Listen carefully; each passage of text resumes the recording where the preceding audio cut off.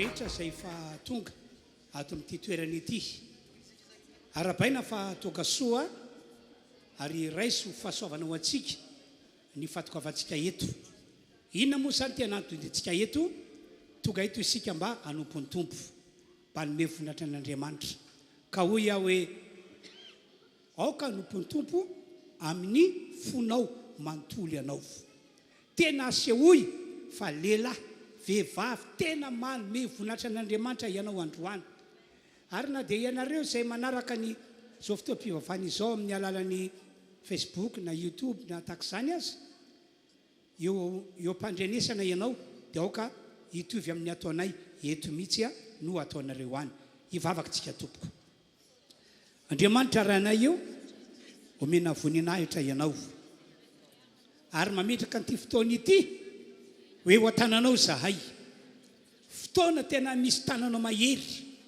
misy sandrinao magaga misy herinao miasa ny marary eto toka eto ao anatin'ity fotoana ity ho sitrana amin'ny anaran'i Jesosy reo izay nampahoriany demonia na nampahoriany herina ozina ho vonjeny amin'ny anaran'i Jesosy zany olo zany androany ho vahana ny olana misy ho tahina ny tsiraray avy ny fotoam-pivavahana ary androany no anambarako fa Andriamanitra ane amindra fo amin'ity fiangonana ity ary etona ny tsiraray avy ho amin'ny fiainana tsara fiafara tsy araka ilay tanomasona zavatra ratsy eny sofina no hiatramina fa ataon'Andriamanitra tsara fiafara amin'ny anaran'i Jesosy misaotra tompo omena voninahitra ianao amen androso ny mpitarika fidiarana iranankitelo no anoizany ny fotoana eto tompoko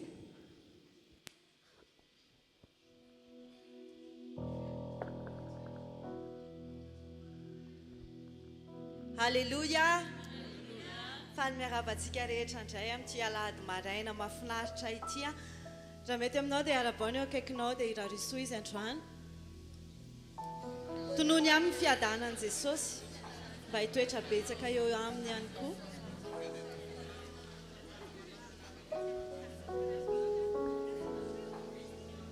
Nous saluons aussi nos frères et sœurs qui suivent le culte en ligne sur les réseaux. Que la paix de Jésus soit aussi sur vous. Andatsika yaraka hitsangana avy hatrany araka ny teny mpanompon'Andriamanitra teo dia ny antodiantsika eto androany dia hanompo an'Andriamanitra sady zany ve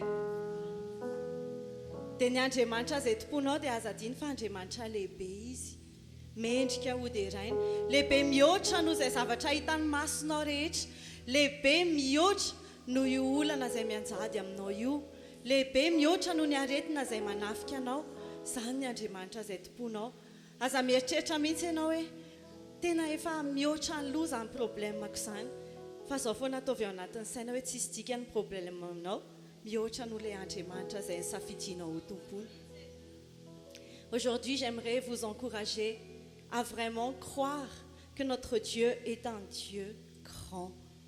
Il est grand par-dessus tout. Il est grand au-dessus de tous les problèmes qui peuvent vous incomber. Il est grand plus que toutes les maladies qui peuvent vous attaquer. Et il est grand plus que le diable. Et aujourd'hui, Dieu est avec nous. Alors nous allons l'honorer, nous allons l'adorer, nous allons le louer pour sa grandeur.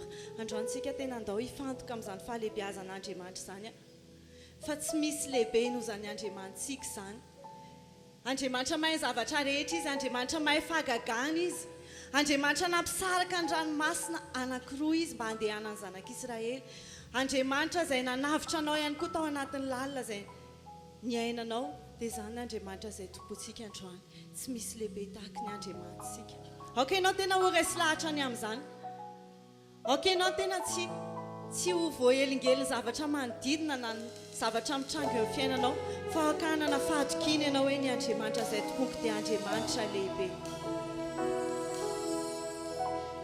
Tsy misy lehibe noho ny Andriamanitsy ataovy resy lahatra amin'izany mihitsy ny fanahinao hoe tsy misy lehibe noho ny Andriamanitra Tsy ayatao, mi reso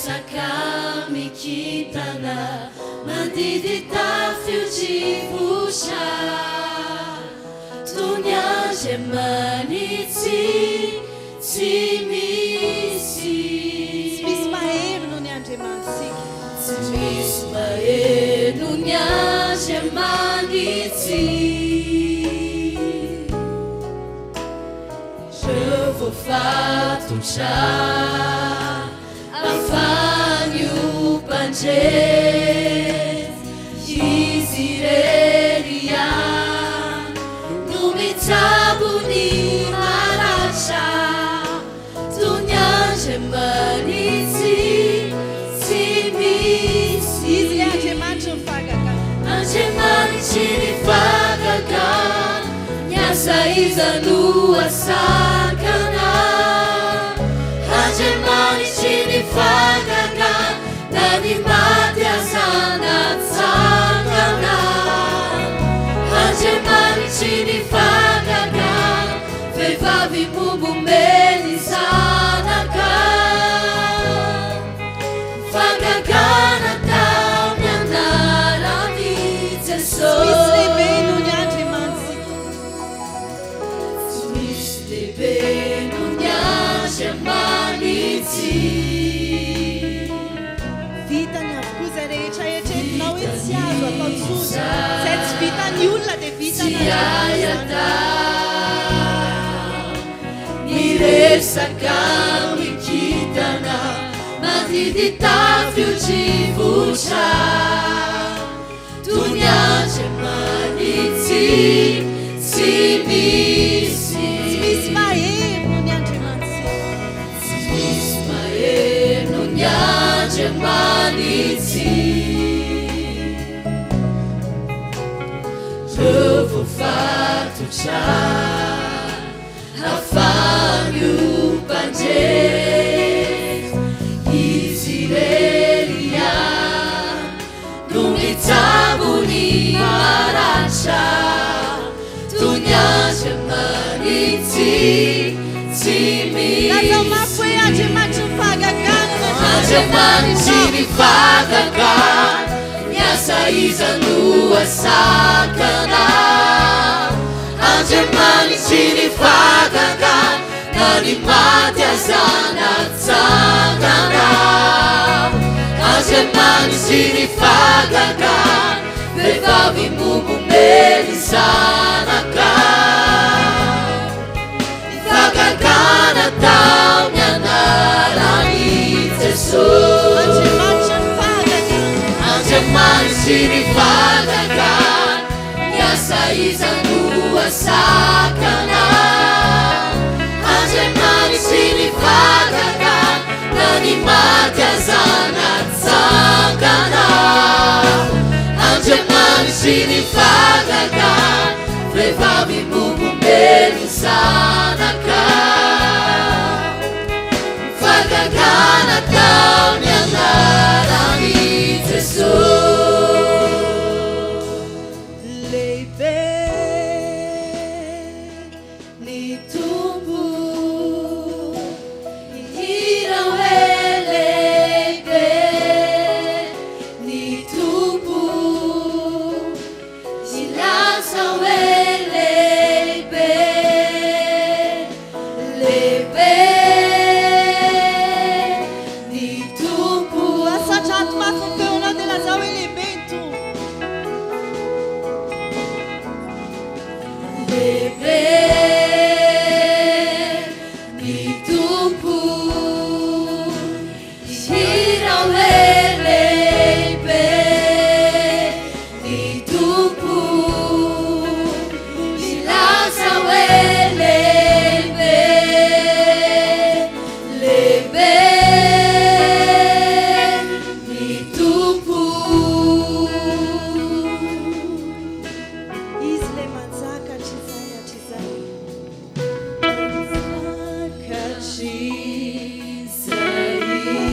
izy le miazona ny ampitso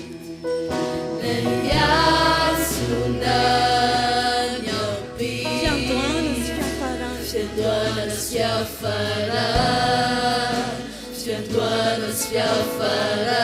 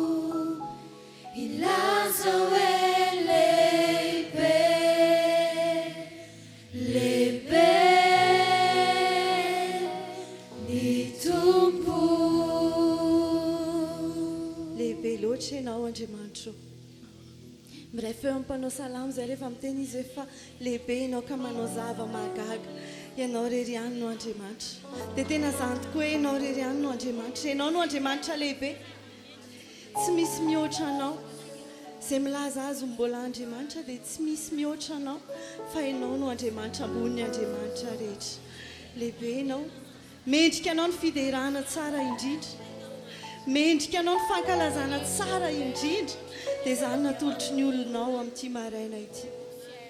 Oh, tu es un Dieu puissant. Tu es au-dessus de tout.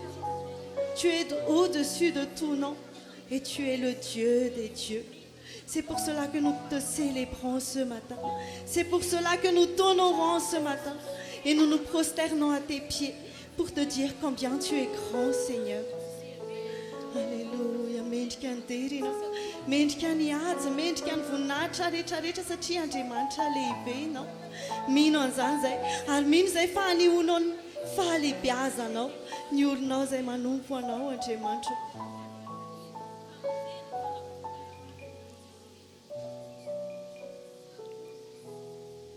Mendrika ny dera sy ny asa sandratra ny tananay manao mba ho voninahitra mendrika ny dera sy ny asa sandratra ny tananay manao mba ho voninahitra lehibe ianao mahagaga ny asanao tsy misy azo aninao aminao tompo lehibe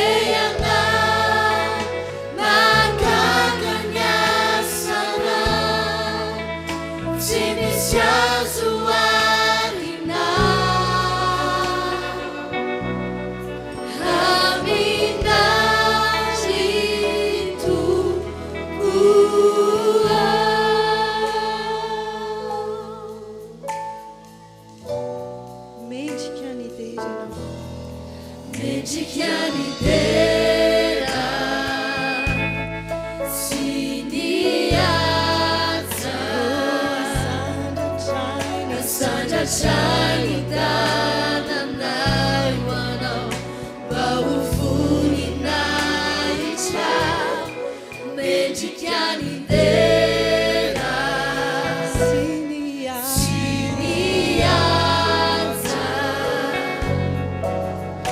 Sandratrany tananay manao mba ho voninahitra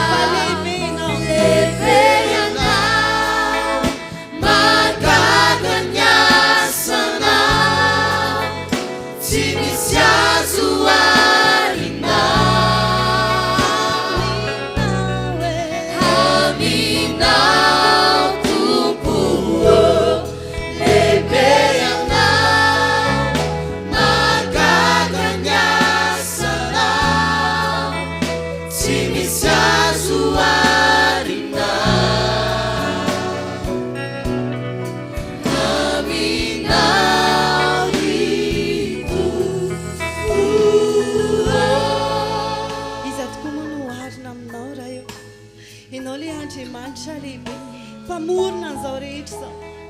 Ny fahalebiazanao dia efa hitanay teo amin'ny famoronana. Ny fahalebiazanao dia hitanay mitranga isan'andro isan'andro amin'ny fiainanay. Ianao izany Andriamanitra, ianao ilay Andriamanitra lehibe. Mendrika hody iray. Mendrika homena voninahitra. Mendrika homena ny haja rehetra. Raha ny olombelona raray homena voninahitra maika fa ianao. Ianao ilay manavao isan'andro isan'andro ny rivotra iainanay. Ianao ilay mampandresanay ao anatin'ny adinay. Dia rainay ianao Andriamanitra lehibe. Izay varavarana sokafanao tsisy mahitsy intsony izany. Satria ianao ilay Andriamanitra lehibe tsisy matohatra. Alleluia.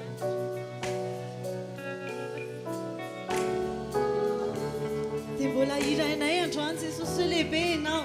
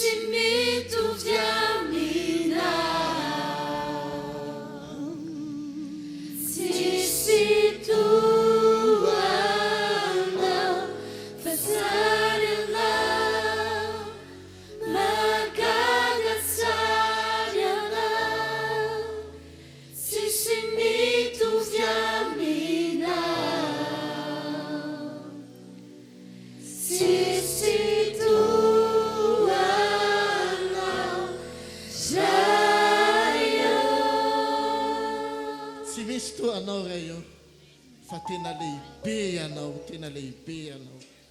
ndao tsika tia tanana ho any zan'Andriamanitra lehibe izany mbola mite hafa mafy ihany fa tena mendrika indrindra izy mendrika de raina izy mendrika de raina izy io Andriamanitra lehibe io a dia eto amintsika izy zao tena Andriamanitra dia milaza antsika hoe isaky ny mandroso foana tsika amin'ny fankalazana an'izany hoe falebiaza ny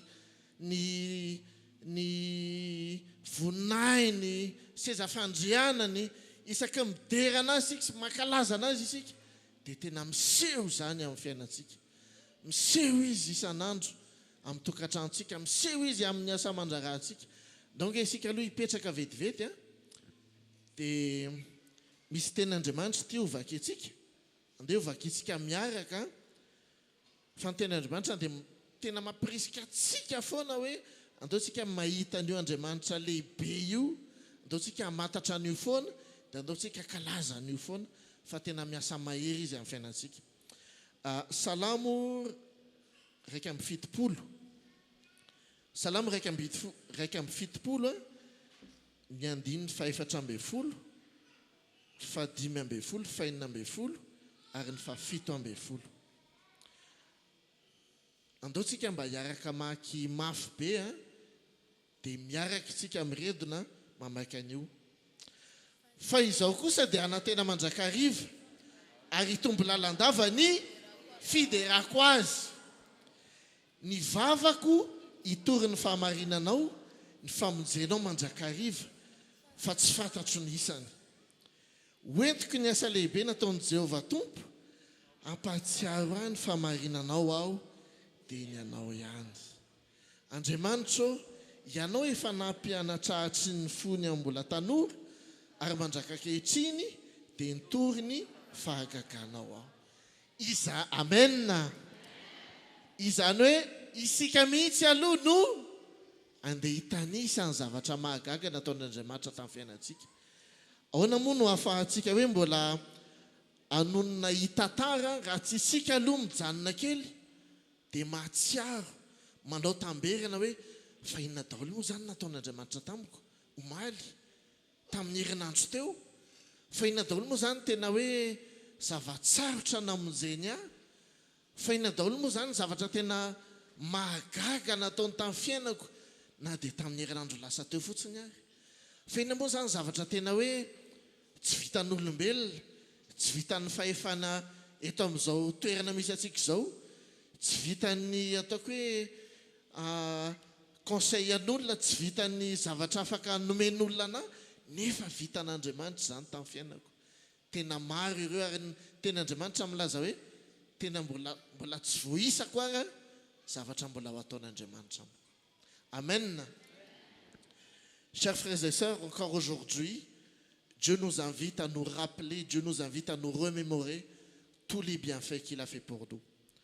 Et pourquoi il nous demande de nous remémorer ça? Parce que chaque jour, Dieu nous demande de l'adorer. Dieu nous demande encore de le louer de plus en plus. Et la parole de Dieu nous dit encore ce jour, nous allons le prendre dans le psaume 71, à partir du verset 14. Et moi, j'espérerai sans cesse et je te louerai de plus en plus. Ma bouche racontera ta justice, ton salut tout le jour, car je n'en connais pas encore le décompte. Je m'avancerai avec des exploits, Seigneur éternel, et je rappellerai ta justice et la tienne seule. Ô Dieu, tu m'as instruit dès ma jeunesse, et jusqu'à présent, aujourd'hui, j'annonce encore tes merveilles. Amen. Ny ataontsika zany zao andaontsika anokana fotoana kely hoe hitamberina ireo tena zavatsoa nataon'Andriamanitra tamintsika isan'andro izy dia nampiseho zava-magaga ho antsika fiandrianana nampiseho anao izy tena nanome fitsarana marina ho anao tena Andriamanitra hoe il nous a donné sa justice tena marina tokoa nomeny antsika dia izy koa mbola milaza amintsika hoe isan'andro tsika dia mbola ilaza an'izany fahamarinana ny famonjeny antsika Ary mandraka kehitriny mbola tsy fantatsika le décompte marina. Izany hoe mbola tsy mitsahatra amintsika ny zavatra soa sy ny famarinana mbola ampisehony antsika. Isanandro mbola hiavao izany. Dia andaotsika izao andaotsika mbola hiresaka amin'Andriamanitra. Anokatra amin'ny fotsika amin'Andriamanitra. Andaotsika mbola hitantara amin'ny Andriamanitra mbola tsaroko mihitsy. Fa omaly nisy an'izao. Andriamanitra mbola tadidiko foana. Fa mbola nivonjenao tamin'ity sy tamin'ity. Tsika rehetra zao mbola manana ambara mikasika an'izany.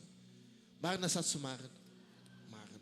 Andaotsika hitsangana. Asandrato ny tananao raha izay mahalezy anao. Sokafo ny fonao. Andaotsika tena hiresaka amin'Andriamanitra. Andaotsika tena aneho an'izany fisaorana fakasitrahana an'izany ny zavatra rehetra izay nampisehony anao. Ny fandresena rehetra izay nampisehony anao. Ny fiandrianany, io tenenio ny famarinana, ny justice izay nampiratany tamin'ny tavanao zany. Andaotsika hisaotra anazy, akasitraka anazy, fa mendrika izany izy. Satria Andriamanitra lehibe izy. Ary Andriamanitra tena mendrika an'izany fakasitrahanao sy fideranao an'izany. Chers frères et sœurs, maintenant, je vous demande de vous lever de votre place. Je vous demande de lever vos mains, d'adresser une reconnaissance à ce Dieu, d'adresser vraiment toute cette louange, car Dieu t'a montré sa justice, car Dieu t'a montré son salut, car Dieu t'a sauvé de 1000 situations. Peut-être ça s'est passé hier, peut-être ça s'est passé cette semaine, peut-être ça s'est passé dès ce début d'année, mais Dieu n'a pas étendu sa main en vain pour toi. Dieu a montré sa justice, Dieu t'a montré son salut, et donc maintenant exprime ta reconnaissance. Lève tes mains, élève ta voix, montre-lui ta reconnaissance, le salut qu'il a donné pour toi. Montre-lui que tu le loues maintenant, et que tu le loues encore, et que tu le loues de plus en plus, et que ta voix monte de plus en plus, et que ta louange s'intensifie de plus en plus, car ton Dieu est digne, il est digne de louange. C'est un Dieu puissant, c'est un Dieu bienveillant, c'est un Dieu qui t'écoute, il est à ton écoute maintenant. Ton Dieu t'écoute maintenant. Loue-le de plus en plus, exprime-toi. Rappelle-toi de ce qu'il a fait. Rappelle-toi de la justice qu'il a étendue dans ta vie. Rappelle-toi de la vérité qu'il a fait miroiter dans ta vie. Rappelle-toi qu'il a écrasé tes ennemis. Il a écrasé tes problèmes. Tes problèmes, il les a mis à tes pieds. Tes problèmes, il les a mis derrière toi. Il t'a rendu vainqueur encore. Ce Dieu qui te garde, ce Dieu qui te couvre, ce Dieu qui te protège, ce Dieu qui est devant toi et ce Dieu qui est derrière toi et ce Dieu qui est avec toi. Loue-le encore aujourd'hui. Exprime ta reconnaissance. Exprime ta reconnaissance encore. O meu Deus, Andriamanitra io. Tenena amin'ny ianao tena tiako ianao Andriamanitra. Andriamanitra tsy nafoy ahy ianao. Andriamanitra mbola nampandresy ahy ianao. Omaly maro ny zavatra saikalan'izao ana fa mbola teo ianao Andriamanitra ny elo lalana. Tamin'ny herinandro iny Andriamanitra, mety ny zavatra maro niseho fa tena mbola tsapako, tena mbola hitako Andriamanitra fa ianao niaro anahy. Ianao mbola teo amiko teo. Ianao nanolo-tsaina nisy bitsika tavany aminao Andriamanitra reko. Ianao namonjy anahy. Misaotra anao Andriamanitra, tena mendrika indrindra ianao. Tena Andriamanitra lehibe ianao. Na dia izay zavatra farany bitika amin'ny fiainanay Andriamanitra, dia niasa ianao. Tsapanay hoe tena nahendrika ny fiainanay ianao, nahendrika ny tao an-tokantrano ianao, nahendrika ny tany am-piasana ianao. Ary ianao tena mbola manda fiarovana ho anay tamin'ny zavatra maro. Misaotra Andriamanitra. Mendrika dia iray ianao. Tianay ianao Andriamanitra. Notre Père, tu es un Père bienveillant. Nous te remercions encore par tes bienfaits. Tu as été vraiment devant nous. Tu as été un bouclier pour nous. Merci Seigneur. Merci Seigneur. Tenandriamanitra koa dia mbola miteny amintsika hoe Nomen'Andriamanitra fahefantsika. Meny tompo fahefantsika. Fahefana hanitsaka menarana somaingo sy andresy ny hery rehetra sy ny fahavalo. Tsika mbola mitadidy zavatra anseho zao raha mbola mahatsiaro ianao hoe misy aloky ny fahavalo, ohatra misy blocage zany, misy zavatra hitanao hoe tokony hisoso. Andriamanitra fe amin'ny teny anao hoe misoso mandehana, nefa ianao ohatra mbola mahita blocage. Teny Andriamanitra milaza hoe raiso ny fahefana efa fanay amintsika zany, hanitsaka ny maingoka sy ny menarana. Andao raha mbola mahatsapy ianao hoe mbola misy aloka, mbola misy sakana, renao hoe mbola misy blocage, raiso ny fahefana zao roasy. Roasy zany fahefana maizana zany, roasy. Fehefana amintsika zany fahefana vaovao izany. Itsao ny asany devoly hitanao amin'ny fiainanao. Itsao. Efa aminao zany fahefana, amintsika asanao zany fahefana zany. Frères et sœurs, la parole de Dieu nous dit aussi que nous avons en nous le pouvoir. Nous avons aussi l'autorité d'écraser les scorpions et les serpents. Et si toi encore, si tu rencontres un esprit de blocage devant toi, si tu trouves que l'œuvre de Dieu peut être limitée à cause de l'empreinte du diable, prends autorité maintenant. Chasse au nom de Jésus, tous les blocages de notre vie. Les blocages de notre vie. Tout ce qui est ombre, tout ce qui est pouvoir qui pourrait empêcher l'œuvre du Seigneur, au nom de Jésus, nous les écrasons, nous abattons les murs maintenant. Tous les verrous de fer, au nom de Jésus, nous les détruisons par l'autorité que tu nous donnes. Au nom de Jésus-Christ, nous brisons les fers, nous brisons tous les blocages. Car nous savons que tu nous donnes la victoire, Seigneur. Car nous savons que par le sacrifice que tu as fait, Jésus, rien ne résiste à ta puissance. Et que tu as brisé tout par la croix et par cette autorité aussi. Nous brisons tout ce qui est blocage dans la vie. Tout ce qui est blocage dans la vie de notre foyer, dans la vie de notre société, dans la vie de notre ministère. Nous l'écrasons au nom de Jésus-Christ.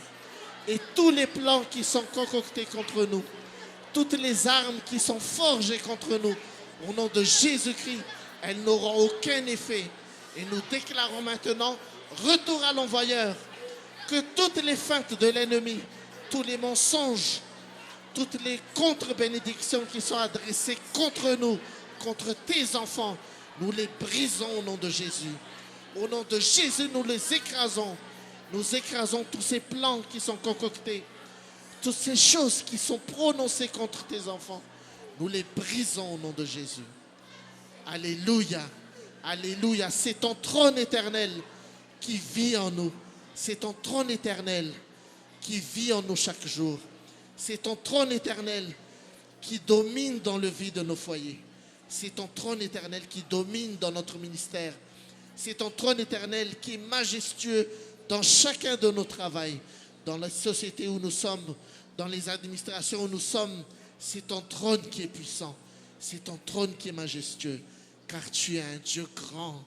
Tu es un Dieu grand. Et tu es un Dieu digne de louange. Et nous te louerons de plus en plus. De plus en plus. Chaque jour, nous te louerons de plus en plus. Et nous nous souviendrons encore, Seigneur, du salut que tu nous donnes, de la bénédiction que tu nous donnes, de chaque victoire que tu accordes, de chaque problème que tu as mis sous nos pieds, de chaque problème que tu as mis derrière nous. Et nous te louerons encore de plus en plus, car tu es digne de louange. Alléluia, alléluia, alléluia. Amen, amen. Dosi ki te akayano n'Andriamanitra. Dosi ki te akafon. Isanandro. Ils étaient n'Andriamanitra de plus en plus, de plus en plus, de plus en plus, de plus en plus. Deus étaient n'Andriamanitra, car je ne connais pas encore le décompte. Akaitin zanya, bola tsy fantatro tsara hoe impiry izy namonjy anao satria bola hamonjy anao foana izy. Bola tsy niteny izy hoe efa voisa fetra hoe zao ihany problème ovahana amin'ny fiainanao fa mbola hamaha foana izy.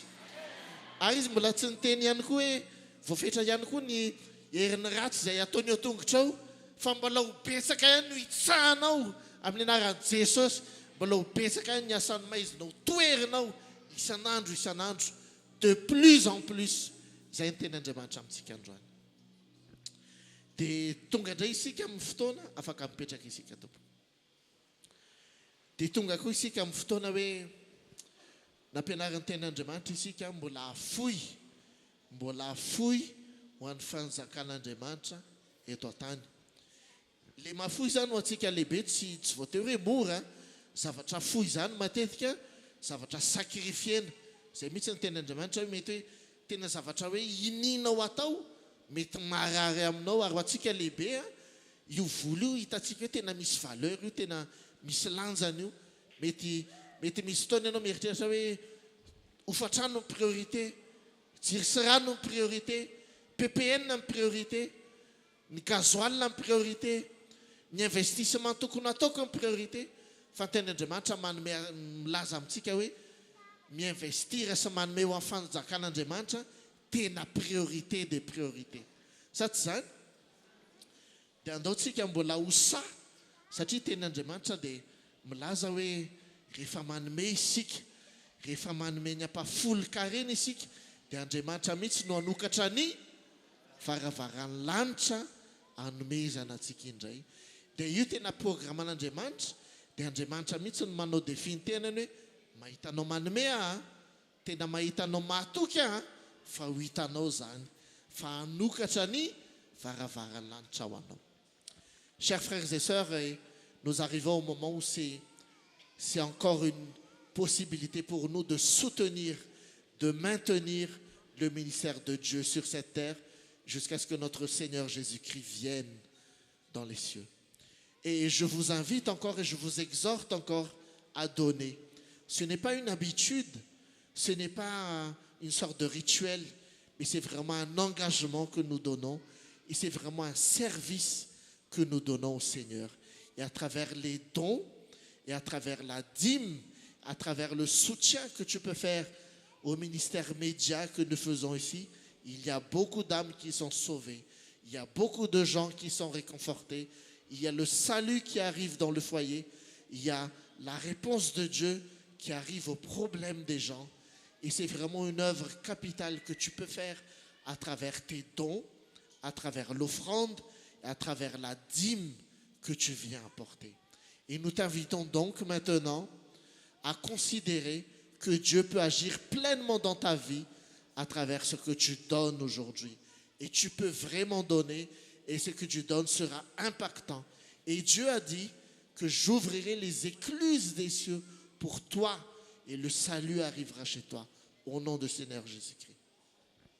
Voici kazany isaky ny mahazatra hoe manatitra ny ampafolo-karena aloha isika ty aloha amin'ny akavia sy ny akavanana, dia afaka ihany koa tsika manatitra ny fanohanana ny émission, na io ny émission télé, na io émission radio, efa itsika hoe tena manenika ny Madagasikara afaka maharehan'ireo fandaharana ireo, dia nirakitra dia ho tatazana eny am-pitoerana. Frères et sœurs, donc encore une fois, vous pouvez soutenir à travers les offrandes, à travers les dons, mais aussi pour la dîme, le 10e de vos revenus, le 10e de vos bénéfices que vous faites, apportez-les ici dans la maison du Seigneur. Et nous allons faire ceci à travers une louange que nous allons vraiment faire dans la joie. Nous allons donner l'offrande dans la joie. Et je vous invite à prendre cette offrande et nous allons prier, nous allons bénir cette offrande que vous avez préparée. Andaontsika zao raiso le fanatitra efa nomanao, raiso ao tananao izany, fa isika sy anao hiaraka hivavaka hisaotra an'Andriamanitra ny amin'izany hoe fahafahantsika manohana ny ministerany izany. Dia andao koa tsika ianao mihitsy no anonona teny mpitahiana hoe ity fanomezana ity rakitra ity dia amobe amozatoeny ho an'ny fanjakanao Andriamanitra. Raiso am-pelantananao, ndaontsika samy mivavaka hisaotra sy anonona izany teny zany ho an'io fanatitra io. Mbola misaotra anao zay Andriamanitra raha tonga amin'izao fotoana izao hoe anatin'ny ministera anatin'izany hoe zavatra akasitrahanao izany ny afanay manome ho an'ny asanao. Andriamanitra hoe efa nanomana an'ity zay tia tananay ity, efa nanomana an'ity zay afanay hoe manome ho an'ny asanao, manome ho an'ny émission zay afahana mikasika olona maro, mikasika fanahy maro. Andriamanitra ho fantatray fa anao ny vola, anao ny volamena, ianao ny tompon'izao rehetra zao, fa ity kosa dia tena isy impacta, isy voka-tsoa lehibe ny amin'ny asanao. Dia mino izay Andriamanitra, mino ny teninao izay, fa tena programanao izay mila manome ho amin'ny fanjakanao, ary ianao ihany kosa Andriamanitra dia hanokatra amin'ny varavaran'ny lanitra ho anay. Dia tahina ity rakitra ity, fa fantatray fa ny asanao dia tena mahomby ary tena hamoza toeny ny asa izay ho tanterahany ity fanomezana, ity rakitra ho ataonay ity, ity ampafolo-karena ho ataonay ity. Père éternel, nous te remercions encore pour la possibilité financière que tu nous donnes. Nous savons que l'or est à toi, l'argent est à toi, l'univers est à toi, mais c'est encore une possibilité pour nous de donner, de soutenir ce ministère. Nous te remercions, Père éternel, et nous annonçons plein de bénédictions pour cet argent que tu mets entre nos mains, que plusieurs foyers, que plusieurs âmes soient sauvées, et que ton ministère avance, et que ta parole soit prêchée de plus en plus, et que ton nom soit loué sur cette terre de plus en plus. Au nom de notre Seigneur Jésus-Christ. Alléluia, alléluia, amen. Ndosika zany anatin'ny irapidera nanakaya, manantony isika, manatitra ny ampafolo-karena, dia nirakitra ho tatazana eny amin'ny toerana misy atsika.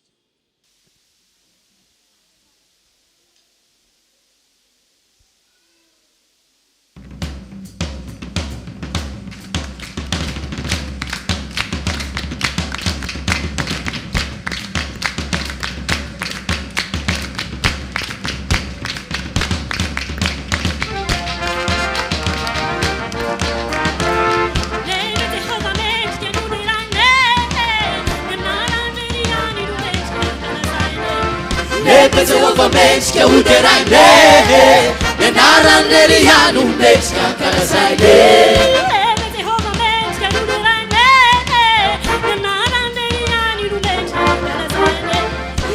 Jehovah mendrika hoterane, nianaran'Eliano mendrika karazaine.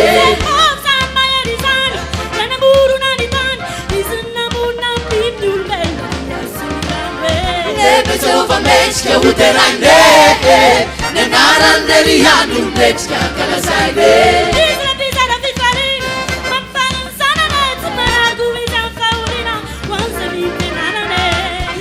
Jehovah mendrika hoterane, nianaran'Eliano mendrika karazaine.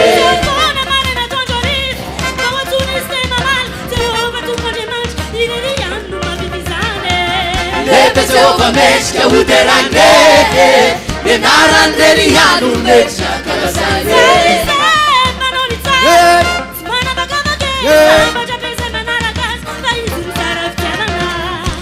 Jehovah mendrika hoterane, nianaran'Eliano mendrika karazaine. Nianaran'Eliano mendrika karazaine. Nianaran'Eliano mendrika karazaine. Nianaran'Eliano mendrika karazaine. Oh yeah yeah, oh yeah yeah, oh yeah yeah, Oh yeah yeah, Marisane Tarandaya. Oh yeah yeah, oh yeah yeah, oh yeah yeah, oh yeah yeah, Marisane Tarandaya.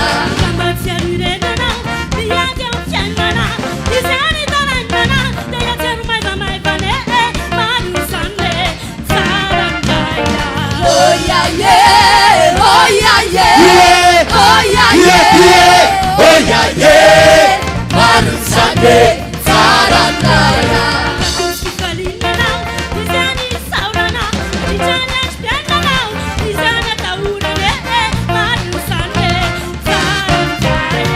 Oh yeah yeah, oh yeah yeah, oh yeah yeah, oh yeah yeah, Marisane Tarandaya.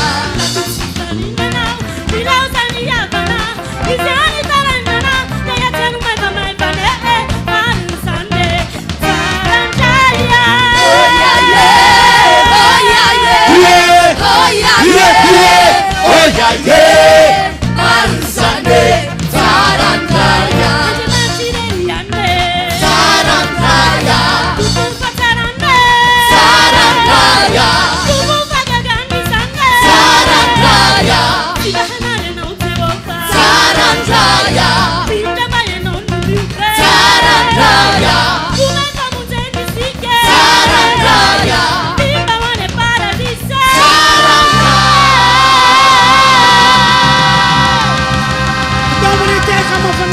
isika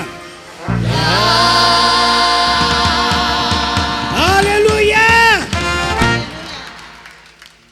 dia amin'izao fotoana zao tsika dia iroso izarana an'ilay valopy raky be zay fanaontsika isika faravolana. Nous allons maintenant partager l'enveloppe spéciale que nous faisons d'habitude à la fin du mois. Amin'ity indray mandeha ity dia mbola manentana antsika rehetra aho mba tena anoana ny asan'Andriamanitra amin'ny alalany raky be zay ho ataontsika androany faverina amin'ny herin'ny androany. Je vous encourage tous à soutenir le royaume de Dieu à travers l'enveloppe spéciale que nous allons rendre la semaine prochaine.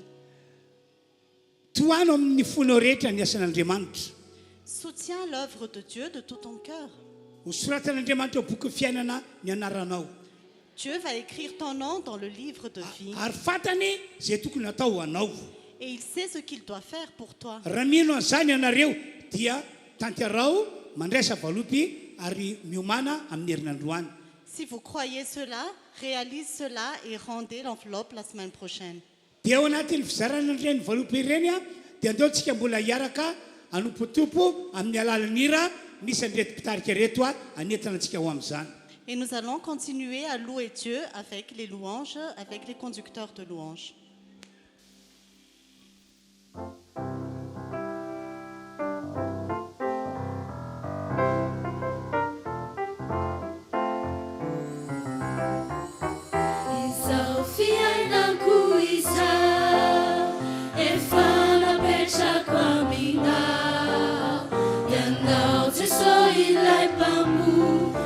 Faneke kuanja manichu Izani changa amiku Ani wapitsura shiza Ekeku fatejina Nambuna maudumia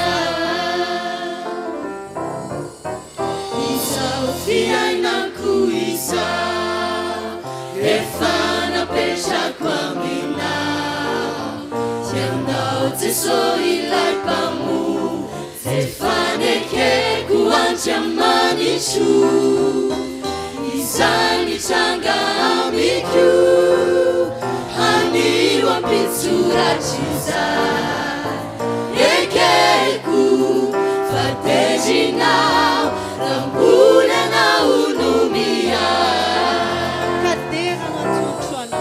Kadera no atulushu Uana ritumpuo Fatsarya na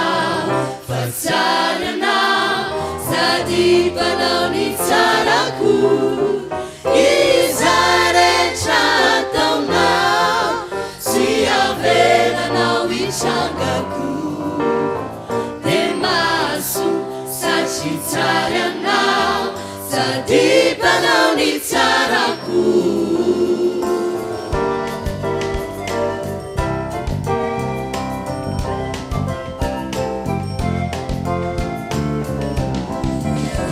Iulunola sakrisa Izai michange wambina Tambula te solai pamu Sineke na uaja manisha Elala na atsarana Sifiaina na wanawija Situza fiatanana Etisi urajisa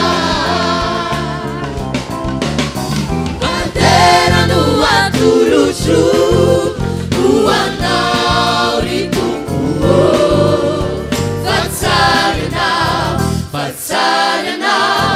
Sadipa no nitsaraku Izare chatau na Siavela na wichangaku Demasu sachitsarya na Sadipa no nitsaraku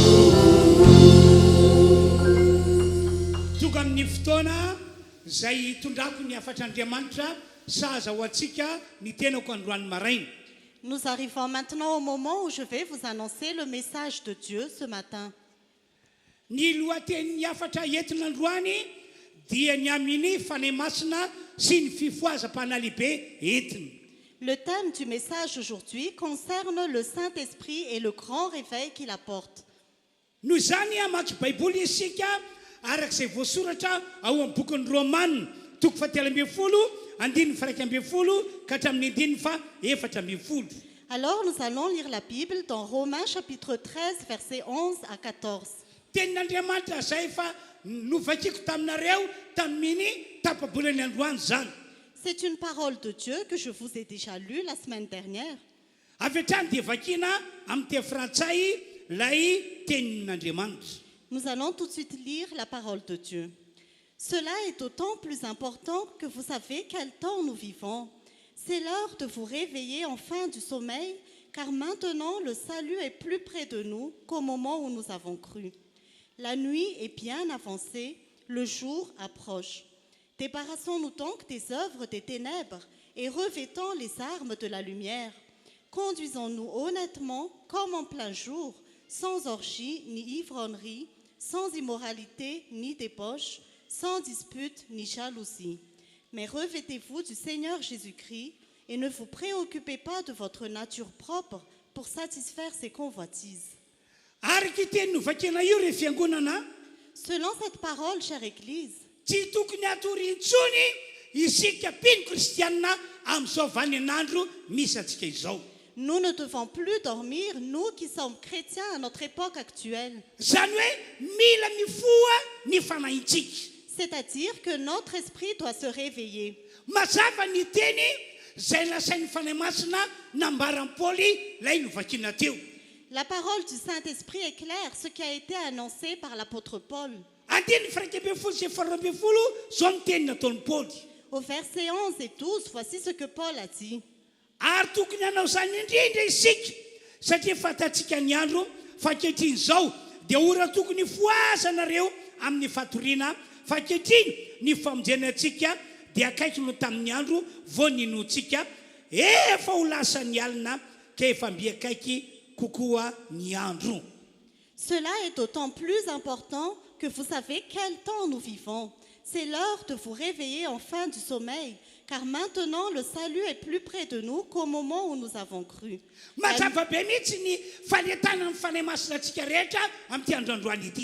L'invitation du Saint-Esprit est claire aujourd'hui.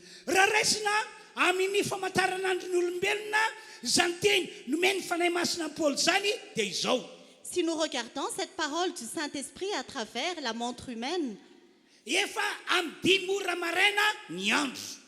est déjà 5 heures du matin. C'est-à-dire qu'il ne fait plus nuit. Et pourtant, le soleil ne s'est pas encore levé. Et malgré cela, voici ce qu'on attend de nous.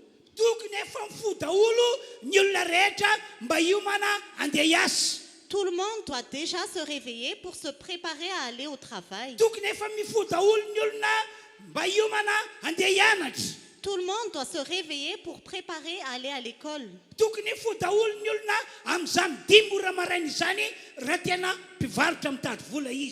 le monde doit déjà se réveiller à 5 heures du matin s'ils font quelque chose et cherchent de l'argent. Nous tous qui sommes ici, nous agissons de la même façon. La nuit est déjà avancée, dit Paul. Le soleil va bientôt se lever, dit Paul. Alors notre esprit doit se réveiller.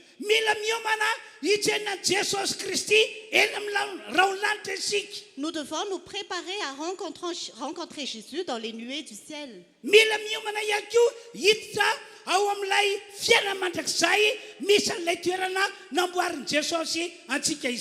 Nous devons aussi nous préparer à aller dans la vie éternelle que Dieu a préparée pour nous. Ce n'est pas tout.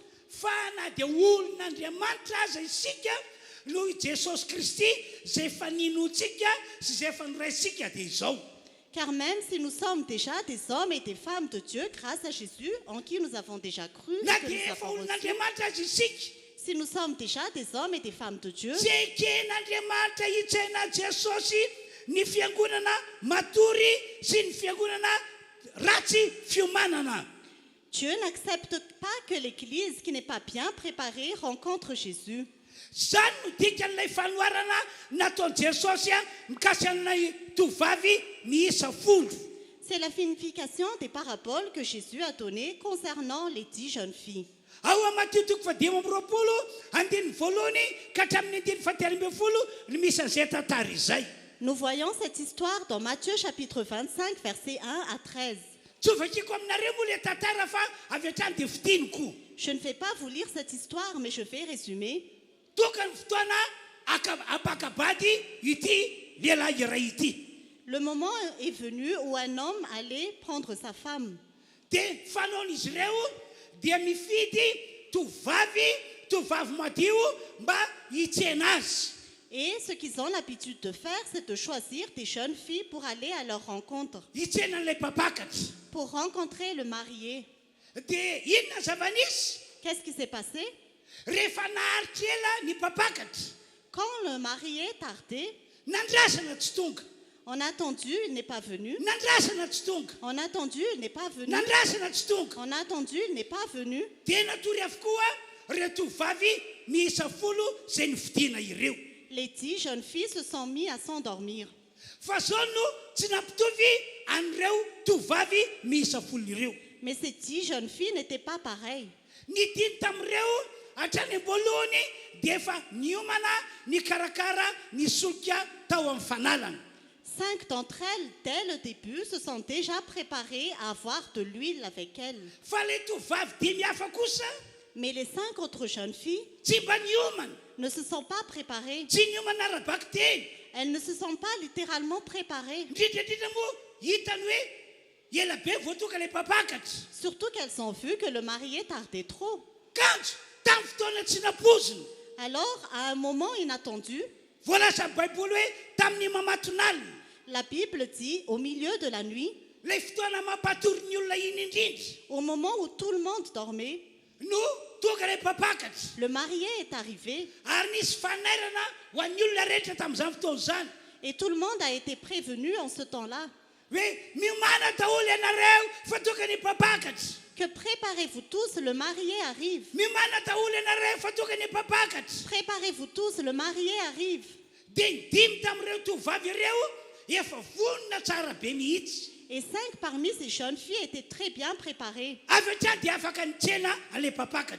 Tout de suite, elles pouvaient aller à l'encontre du marié Ary afaka niditra nakao amin'ilay toerana anaovana ny lalonana. et elles pouvaient entrer dans la salle des noces. Fa ny dimy hafa kosa izay tsy niomana mihitsy Mais les 5 autres jeunes filles qui ne se sont pas préparées, tamin'ny fotoana natokavan'ilay papakatra vao nieritreritra hoe andeha hiomana.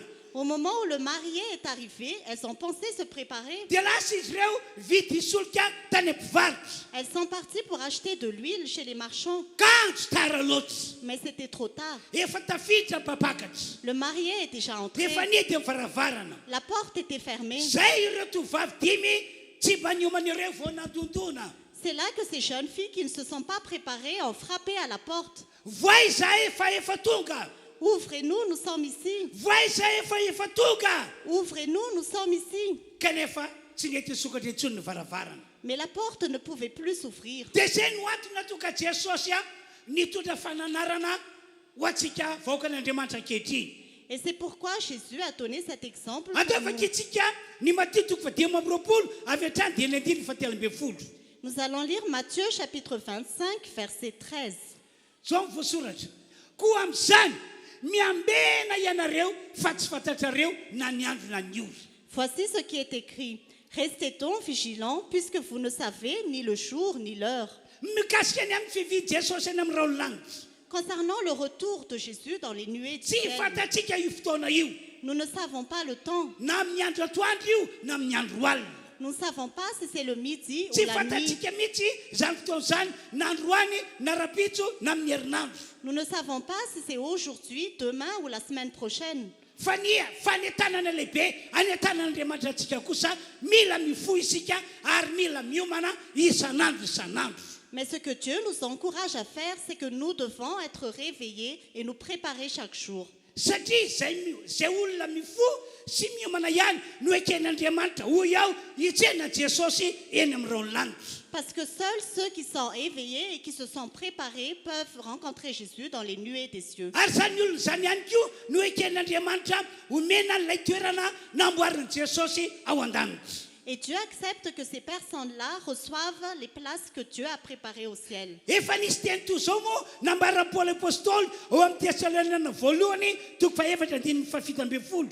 L'apôtre Paul a déjà dit dans 1 Thessaloniciens chapitre 5 zay rehetra mibola mitoetra ihany no ampiakarina hitsena Jesosy eny amin'ireo lanitra. que seuls ceux qui sont préparés vont rencontrer Jésus dans les nuées des cieux. Noho izany miatso antsika rehetra toka eto ny tompoandriamanitra tsy to. Alors le Seigneur Dieu Tout-Puissant nous appelle tous. Hoy izy amintsika rehetra toka eto. Il nous dit à nous tous qui sommes ici, Mifoazy ianareo zay matory. réveillez-vous, vous qui dormez. Aoka tsy hatory ara-panahy intsony ianareo. Ne dormez plus spirituellement, Satria tsy hoela intsony dia ho avy ilay mpapakatra. car le marié ne va plus tarder. Jesosy Kristy no anarana. Son nom est Jésus-Christ. Ho avy ilay mpapakatra. Le marié va arriver. Akareo zay azy. Il va prendre ceux qui lui appartiennent. Akareo zay mbola mitoetra tsara ho aminy. Il va prendre ceux qui demeurent en lui. Ary ametraka azy ao amin'ilay toerana zay efa namboariny ao an-danitra. Et il va les emmener à l'endroit qu'il a préparé dans le ciel. Ny tanitsika fiangonana matsy. Pour nous qui sommes l'Église de Dieu, Ny tsena Jesosy eny amin'ireo lanitra. notre objectif est de rencontrer Jésus dans les nuées Ary des cieux mihititra ho ao amin'ilay fiainana mandrakizay. et d'entrer dans la vie éternelle. Zany toerana fiainana mandrakizay zany efa vita. Cette place dans la vie éternelle est Efa déjà vita. préparée. C'est déjà préparé. Zany ho antony toka Jesosy ny teny hoe efa mbiam-baravaranao. C'est pourquoi Jésus a dit, je suis déjà à la porte. Ianao ekety teny nambara Paoly apôstôly ity vakina Tesaloniana voalohany toko fadimy andininy faefatra ka hatramin'ny andininy fasivy. Soyez bien attentifs à ce que l'apôtre Paul a dit dans 1 Thessaloniciens chapitre 5, versets 4 à 9. Vakina amin'ny anaran'i Jesosy ny teny. Nous allons lire au nom de Jésus. Fa ianareo rahalahy tsy ao amin'ny maizina mba hatratra anareo toy ny mpangalatra izany andro izany. Fa ianareo rehetra dia zanaky ny mazava sy zanaky ny andro. Tsy any alina na ny maizina isika koa dia aza mba matory toy ny sasany isika fa aoka hiambina ka ahony tena. Fa zay matory dia matory amin'ny alina ary zay mamo dia mamo amin'ny alina. Fa satria any andro isika dia aoka ahony tena ka hitafy ny finoana sy ny fitiavana ho fiarovatratra ary ny fanantenana ny famonjena ho fiarovan-doha. Fa Andriamanitra tsy nanendry antsika ho amin'ny fahatezerana fa mba ahazo famonjena amin'ny alalan'i Jesosy Kristy tompontsika. Mais vous, frères et sœurs, vous n'êtes pas dans les ténèbres pour que ce jour vous surprenne comme un voleur. Vous êtes tous des enfants de la lumière et des enfants du jour. Nous ne sommes pas de la nuit ni des ténèbres. Ne dormons donc pas comme les autres, mais veillons et soyons sobres. En effet, ceux qui dorment, dorment la nuit, et ceux qui s'enivrent, s'enivrent la nuit. Mais nous qui sommes du jour, soyons sobres, enfilons la cuirasse de la foi et de l'amour, et ayons pour casque l'espérance du salut. En effet, Dieu ne nous a pas destinés à la colère, mais à la possession du salut par notre Seigneur Jésus-Christ. Raisiko ho fanentanana antsika rehetra lay nambara Paoly ao amin'ny andininy fahenina. Ce que l'apôtre Paul a dit au verset 6 est un encouragement pour nous tous. Hoy izy amintsika rehetra toka eto. Il nous dit à nous tous qui sommes ici, Koa dia aza mba matory toy ny sasany isika fa aoka hiambina ka ahony tena. ne dormons donc pas comme les autres, mais veillons et soyons sobres. Raisy ho fananarana ho antsika ny nanjo an'ireto vavy dimy zay tsy mba niomana mihitsy. Recevez cela comme un enseignement pour nous, ce qui est arrivé aux jeunes filles, aux 5 jeunes filles qui ne se sont pas préparées. Dia ho ihany koa ny teny nambara Paoly eo amin'ny andininy fasivy. Paul a aussi dit au verset 9, Fa Andriamanitra tsy nanendry antsika ho amin'ny fahatezerana fa mba azo famonjena amin'ny alalan'i Jesosy Kristy tompontsika. Dieu ne nous a pas destinés à la colère, mais à la possession du salut par notre Seigneur Jésus-Christ. Raha nofidiny mpapakatra reo tovavy miisa 10 miisa 10 ireo. quand le marié a choisi ces 10 jeunes filles, satria ireo vehivavy misa folo ireo no medika natao hitsena mpapakatra amin'ny fotoana ny fampakarana. parce que ces 10 jeunes filles étaient dignes de recevoir le marié au jour de la rencontre. Fa sakindrisy ny diny tamin'ireo dia nomena anarana hoe adala satria tsy mba niomana mihitsy. Malheureusement, les 5 jeunes filles étaient appelées des jeunes filles folles parce qu'elles ne se sont pas préparées. Dia zay ny dikany teny nataon'ny Paoly apôstôly eo amin'ny diny fasivy. Et c'est ce que l'apôtre Paul a dit au verset 9. Maro be ny mpanota eto ambony tany ity. Il y a beaucoup de pécheurs sur cette terre. Misy amin'izy ireny mpiray-tampo amintsika. Il y a parmi eux qui sont des membres de notre famille. Misy amin'izy ireny fianakaviantsika. Il y a parmi eux qui sont de notre parenté. Misy amin'izy ireny namantsika. Il y a parmi eux qui sont nos amis Sasa mpiara-monina amintsika. ou des membres de notre société. Kanefa no foasoavan'Andriamanitra Et pourtant, dia nifidy anao Andriamanitra. Dieu t'a choisi par sa grâce. Nataony isan'ireo olona mba hitsena Jesosy any amin'ireo lanitra ianao. Il a fait que tu sois parmi ceux qui vont aller à l'encontre de Jésus dans les Nataony nuées. isan'ireo olona omena an'ilay fiainana mandrakizay ianao. Il t'a mis parmi ceux qui vont avoir la vie éternelle. Tsy sanatria ka hoe nomanin'Andriamanitra ho very ianao fa nomen'Andriamanitra ho amin'ilay fiainana tsara indrindra. Dieu ne t'a pas destiné à la perdition, mais il t'a destiné à une vie meilleure. No zany miatso antsika rehetra Andriamanitra amin'ny androandroany ity mifoaza isika zay matory. C'est pourquoi Dieu nous appelle tous aujourd'hui, réveillez-vous, vous qui dormez. Aza matory tahaka ny Daholo intsony. Ne dormez plus comme avant. Averiko indray ilay fanentanana. Je répète encore, Mila mifosika fiangonana nous devons nous réveiller. ary tsy mahazo matory intsony. Nous ne pouvons plus dormir. Toeriny devoly sy ny asany satria avy aminy ny torimaso ara-panahy. Oppose-toi au diable et à son œuvre, car cela vient de lui, le sommeil spirituel. Misy samika tiany devoly atongavana mantsy ao. Ce que le diable veut faire, Tsy nafaly azy ny fidianan'Andriamanitra antsika ho isan'ny olombovonjy. c'est qu'il n'est pas content que Dieu nous a choisis parmi ses élus. No zany dia mitady fomba maro ny devoly mba tonga antsika tsy tiana Jesosy ary tsy hoany amin'ilay fiainana mandrakizay. Alors le diable cherche beaucoup de moyens pour que nous n'allons pas à l'encontre de Jésus et dans la vie éternelle. Ary anisany fomba ataony dia ny mitondra torimaso ara-panahy ho an'ny olon'Andriamanitra rehetra. Et parmi les choses qu'il fait, c'est de donner le sommeil spirituel au peuple de Dieu. No zany averiko indray ilay fanentanana hoe mila mifoa isika fiangonana. Alors je répète encore l'encouragement, nous devons nous réveiller, nous qui sommes... Tsy mahazo matory intsony isika amin'izao vaninandro zao. Nous n'avons plus le droit de dormir à notre époque actuelle. Atao isika amin'ny androandroany ety hiaraka anao vavaka. Aujourd'hui, nous allons prier. Tsy hangatakandro hoe rapitso.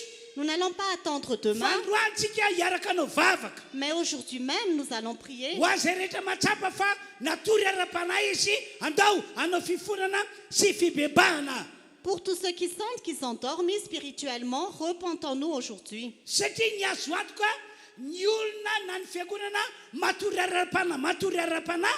Parce que c'est assuré que les personnes ou l'Église qui dorment spirituellement, Possible manota zany olona zany. c'est possible qu'ils se mettent à pécher. Zay ny tika n'ilay teny no vakitsika ao amin'ny bokin'ny Romanina toko fairaka ambin'ny folo hatramin'ny andiny faefatra ambin'ny folo. C'est le sens de ce que nous avons lu dans Romains chapitre 11. Chapitre 13, Romains verset 11, chapitre 13, verset 11. Ary tsy manana n'ilay toepanahy medika hitsenan Jesosy ny olona mbola matory. Et ceux qui dorment encore n'ont pas l'état d'esprit d'aller à l'encontre de Jésus. Ary fahatelo ny fiangonana matory dia fiangonana tsy mahafana fo an'Andriamanitra mihitsy. Et troisièmement, les églises qui dorment encore sont des églises qui ne sont pas fervents pour Dieu. Ohatra amin'izany Par exemple, olon'Andriamanitra izy, c'est un peuple de Dieu, olon'i Jesosy izy, il appartient à Jésus, fa malaina manao vavaka ohatra. mais il n'a pas le courage de prier. Tsy vitany mihitsy ny manokana fotoana anaovana vavaka. Il n'arrive pas à consacrer du temps pour la prière. Ena dia efa nananatra aza Jesosy fa tsy mety raha tsy mivavaka ny olon'Andriamanitra rehetra. Même si Jésus a déjà dit que tout le peuple de Dieu doit prier, Fa izy zay matory ara-bako teny tsy mahavita manao vavaka. Mais lui qui dort, littéralement, il n'arrive pas à prier. amin'ny maha olon'andriamanitra antsika ohatsy En tant qu'homme et femme de Dieu, par exemple, mialohan'ny hanaovantsika asa mandrarany ny atoandro avant que nous allons au travail pendant le jour, mialohan'ny voantsika varavarany tranontsika andeha hiasa na andeha hianatra na andeha hivarotra avant que nous sortons de la porte de notre maison pour travailler, pour aller à l'école ou pour aller vendre. ny tsara indrindra dia ny manokana fotoana anaovana vavaka amin'andriamanitra aloha L'idéal, c'est d'abord consacrer du temps pour prier Dieu. misaotra an'andriamanitra fa mbola velonay Remercier Dieu parce qu'il nous donne la vie. mametraka ny zavatra rehetra ataontsika mandritra iny andro iny Remettre entre ses mains tout ce que nous allons faire pendant ce jour. kanefa raha mbola matory zany olon'andriamanitra zany matory arara-panahy Mais si cet homme ou femme de Dieu dort encore, s'il dort encore spirituellement, dia tsy vitany mihitsy ny hanao vavaka il n'arrivera pas à prier. tena tsy vavaka raha-baka teny izy Il ne va vraiment pas prier.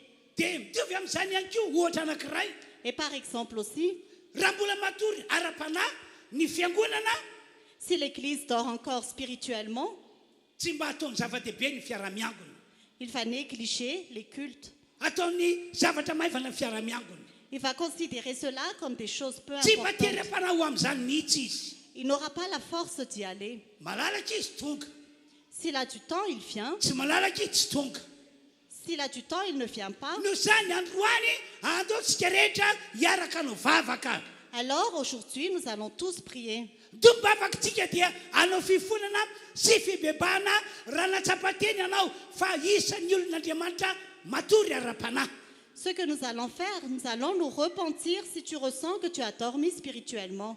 miankina amin'ny etaetanao androany ny tony tantara-piananao rehefa avy eo sy ny rapitso La suite de ton histoire tout à l'heure et demain dépend de ce que tu vas faire aujourd'hui. raha tapa-kevitra anao fifonana sy fibebahana tokoa ianao androany Si tu es vraiment décidé à te repentir aujourd'hui, dia izy herin'andriamanitra anosika anao hiala amin'ny toromasom-panahy la puissance de Dieu va te pousser à sortir du sommeil spirituel. ary vitanao ny tsy hanota intsony tahaka ny teo aloha Et tu arriveras à ne plus pécher comme avant. ho vitanao ihany koa ny totra ny toe-panahy anao ho tsara tena ho tsara araka an'andriamanitra Et tu arriveras à avoir un état d'esprit qui est digne de Dieu. ataontsika hitsakana dia hiaraka anao vavaka tompoko Nous allons nous lever et prier. dia akatantsika reto mpitarika fideranina reto a anao hira anankiray ao anatin'izany a ankopimy masonao vao vita ny hira avy hatrany dia hivavaka isika rehetra Les conducteurs de louanges vont prier, vont chanter. Fermez vos yeux. Ensuite, ary nous tena allons prier. tena vavaka be mitondry anao amin'ny fifoasam-panahy no ataontsika Ensuite, nous allons prier pour que tu entres dans le réveil. ndao azy da antsika hangataka amin'ny fanahy masina mba tena hikasika antsika ka tonga antsika hifo ara-panandry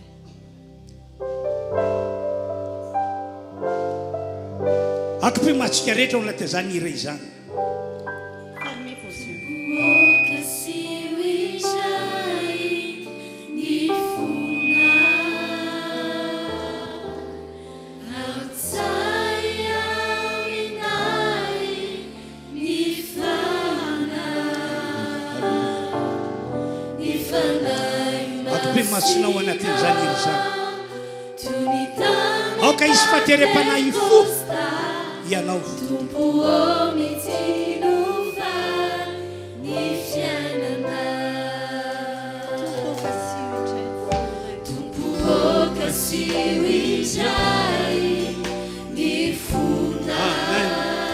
Sitra tompo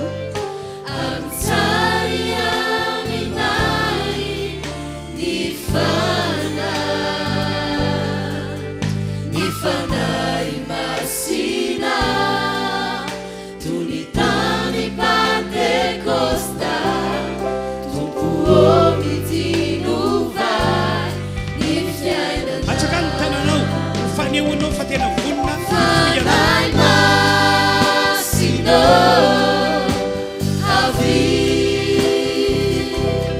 Fanay masina Mitinare fanay masino Venuia Vaikuana Mifukuanzaka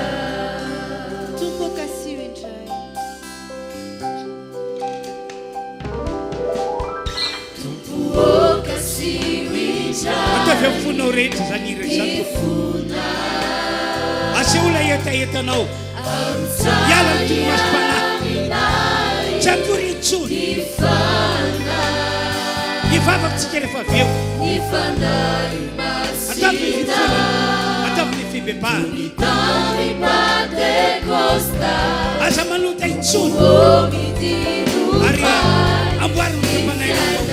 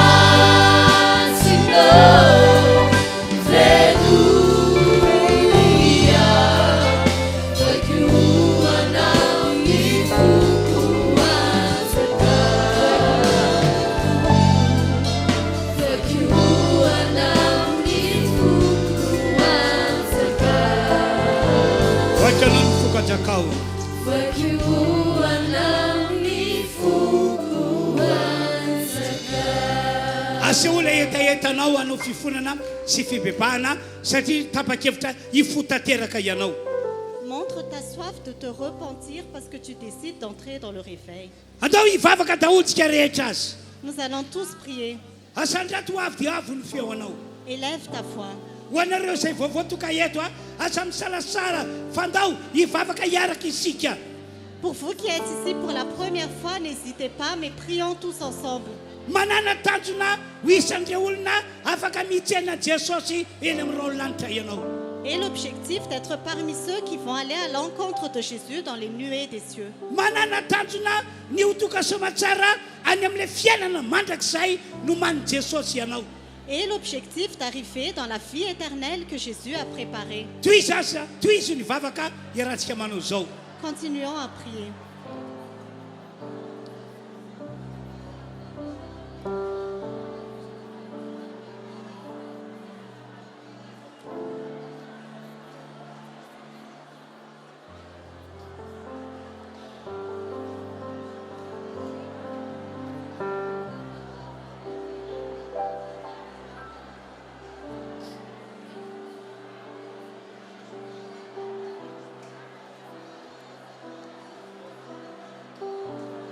Amanka sa fiangonana zao ane ianao Andriamanitra. Visite cette église, ô Dieu. Ho tairany fanenao masina ane ny fiangonana rehetra mba hiala amin'ny toromasim-panahy. Remplis cette église de ton Esprit Saint pour qu'il sorte du sommeil Anao fifonana sy spirituel. fibebahana ane izy amin'izao ora izao. Qu'il se repente aujourd'hui. Ary tsy ho amin'izao fiangonana izao intsony ny fiainana mbola matory. Que cette église n'est plus une fille qui dort encore. Hiomana daholo zay rehetra hitsenanao Jesosy eny amin'ireo lanitra. Nous nous préparons tous à aller à l'encontre de Jésus dans les nuées des cieux. Hiomana hiditra ao amin'ilay toerana zay efa namboarinao Jesosy izahay. Nous nous préparons à entrer à la place que Jésus a déjà préparée. Toeriny devoly zay nampatorantsika rehetra. Oppose-toi au diable qui t'a fait dormir. Toero amin'ny anarana Jesosy ny fanaratsy. Oppose-toi aux esprits mauvais au nom de Jésus. Ka ho ia hoe toizy mivavaka. Continuez à prier. Toizy mivavaka. Continuez à prier. Toizy mivavaka. Continuez à prier.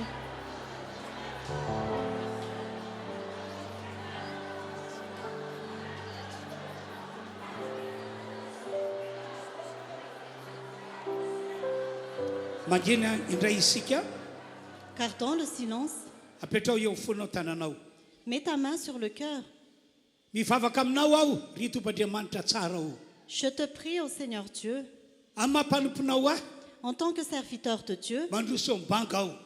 je me lève devant le vide. Manao fifonana ho azy ao fiangonana izao. J'intercède pour cette église, mba tsy hatory intsony tahaka ny teo aloha pour qu'elle ne dorme plus comme avant, fa ifo ny fanahiny mais que son esprit se réveille, iomana amin'ny fitsenana jesosy eny amin'ny rao lanitra qu'il se prépare à l'encontre de Jésus dans les ary nuées iomana des ihany cieux, koa hiditra ao amin'le toerana zay fanamboarin'i jesosy ho anay et qui se prépare aussi à entrer dans la place que Jésus a déjà préparée. toeriko amin'ny anara jesosy fanay ratsy Je m'oppose à tout esprit mauvais au nom de Jésus. dia ilay fanahy mampatory ara-panahy L'esprit qui donne le sommeil spirituel miala amin'izao fiangonana izao zany quitte cette église ary ndrano jesosy fiarovana ho anay et ton sang Jésus-Christ est notre io protection. va tanteraka tontolo fampona ianao manomboka androany Notre façon de t'adorer va complètement changer. lasa dorénavant. olona mifo izahay Nous allons nous réveiller, mifo ara-panahy zahay nous réveiller spirituellement. misaotra andriamanitro Merci au Dieu, amin'ny anaran'i jesosy au nom de Jésus. amen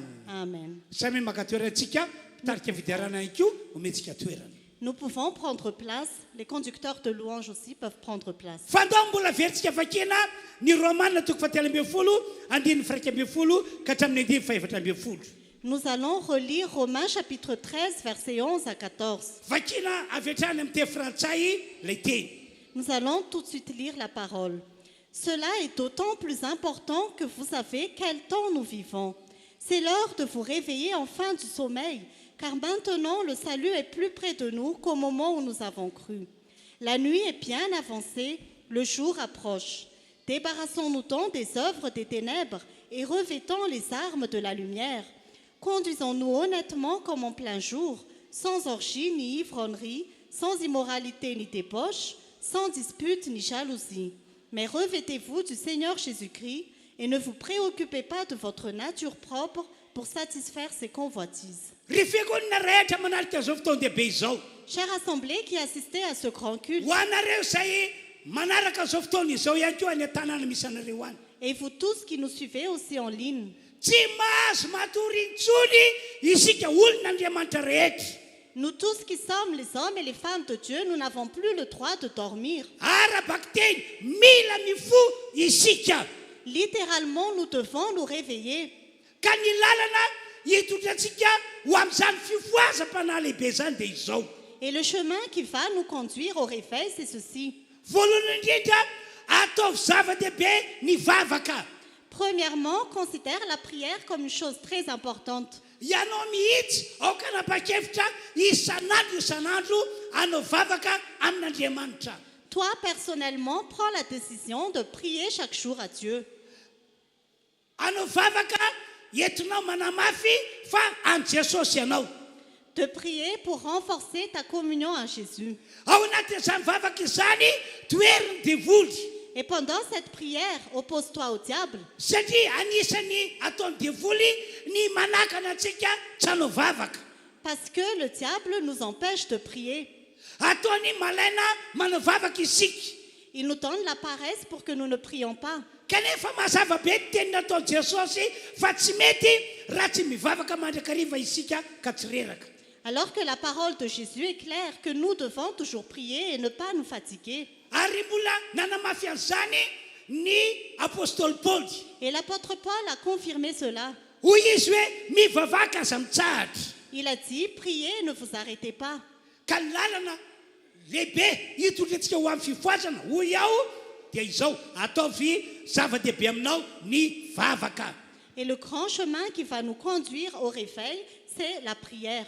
fa raha tsy mahavita manao vavaka ianao Mais si tu n'arrives pas à prier, dia ho tavela olon'andriamanitra matory mandrakarivo tu vas être un homme ou une femme de Dieu qui dort tout le temps. ianao ihany no anininy C'est toi qui vas regretter. ny lalana manaraka ihany ko hitondrantsika ho amin'ny fifoazam-panahy dia izao Et l'autre chemin qui va nous conduire au réveil, c'est ceci. mila mandray ny fanahy masina isika amin'ny maha olon'andriamanitra atsika Nous devons recevoir le Saint-Esprit en tant que peuple de Dieu. ary tsy hoe mandray ny fanahy masina fotsiny ihany Ce n'est pas seulement le fait de recevoir le fa Saint-Esprit, mila fiainona ny fanahy masina mais nous devons être remplis du Saint-Esprit. tsy mitovy ny hoe nandray ny fanahy masina fotsiny ihany fa tsy fenony fanahy masina Ce n'est pas la même chose de recevoir le Saint-Esprit et de ne pas être rempli. aoko fantatsika fiangonana tonga eto Sachez tous, chère assemblée qui est ici, fa tsy ny fo mihitsy ny fanan'ny apôstôly sy ireo mpianatra Jesosy raha tsy efa nilatsaka sy nameno azy ireo ny fanahy masina. l'esprit des apôtres et des disciples de Jésus n'était pas réveillé tant que le Saint-Esprit ne les a pas remplis. Apôstôly Jesosy ry zareo, Ce sont les apôtres de Jésus, mpianatra Jesosy ry zareo, ce sont les disciples de Jésus, amin'ny ankapobeny dia niaraka tamin'i Jesosy foana ry zareo. et en général, ils étaient toujours avec Jésus. Fa raha ny zava-nisy dia natory ara-panahy ry zareo, Mais ce qui s'est passé, c'est qu'ils dormaient spirituellement satria tsy mbola nilatsaka sady tsy mbola nameno azy ireo ny fanahy masina. parce que le Saint-Esprit n'est pas encore descendu et ne les a pas encore remplis. Ny famantarana fa mbola natory ny fanahin'ireo apôstôly sy ireo mpianatra dia izao. Comment savoir que l'esprit des apôtres et des disciples dormait encore? Tsy tao amin'ireo apôstôly sy ireo mpianatra ny finoana fa Jesosy no Mesia. Les apôtres et les disciples croyaient que Jésus était le Messie. Tsy tao amin'izy ireo ihany koa ny fatokiana fa Jesosy no mpamonjy, Jesosy no mpamaolana. Ils n'avaient pas la foi que Jésus était le Sauveur et qu'il les sauvait de leurs problèmes. Manamarina izany zao tantarako aminareo izao. Cela est confirmé dans cette histoire.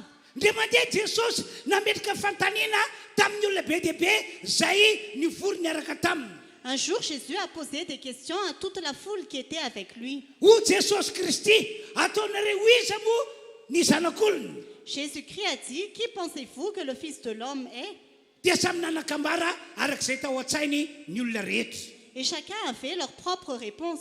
Ary na dia ireo apôstôly sy ireo mpianatra Jesosy aza dia nianahana sy nanakambara. Et même les apôtres et les disciples de Jésus ont hésité, ils ne savaient pas quoi répondre. Tamin'izany fotoana zany tsy fantatry reto apôstôly na ry reto mpianatra reto hoe Jesosy no Mesia. En ce temps-là, les apôtres et les disciples ne savaient pas que Jésus était le Messie. Niaraka tamin'i Jesosy ry zareo, Ils étaient avec Jésus, nahita ny fahagagana nataon'i Jesosy ry zareo.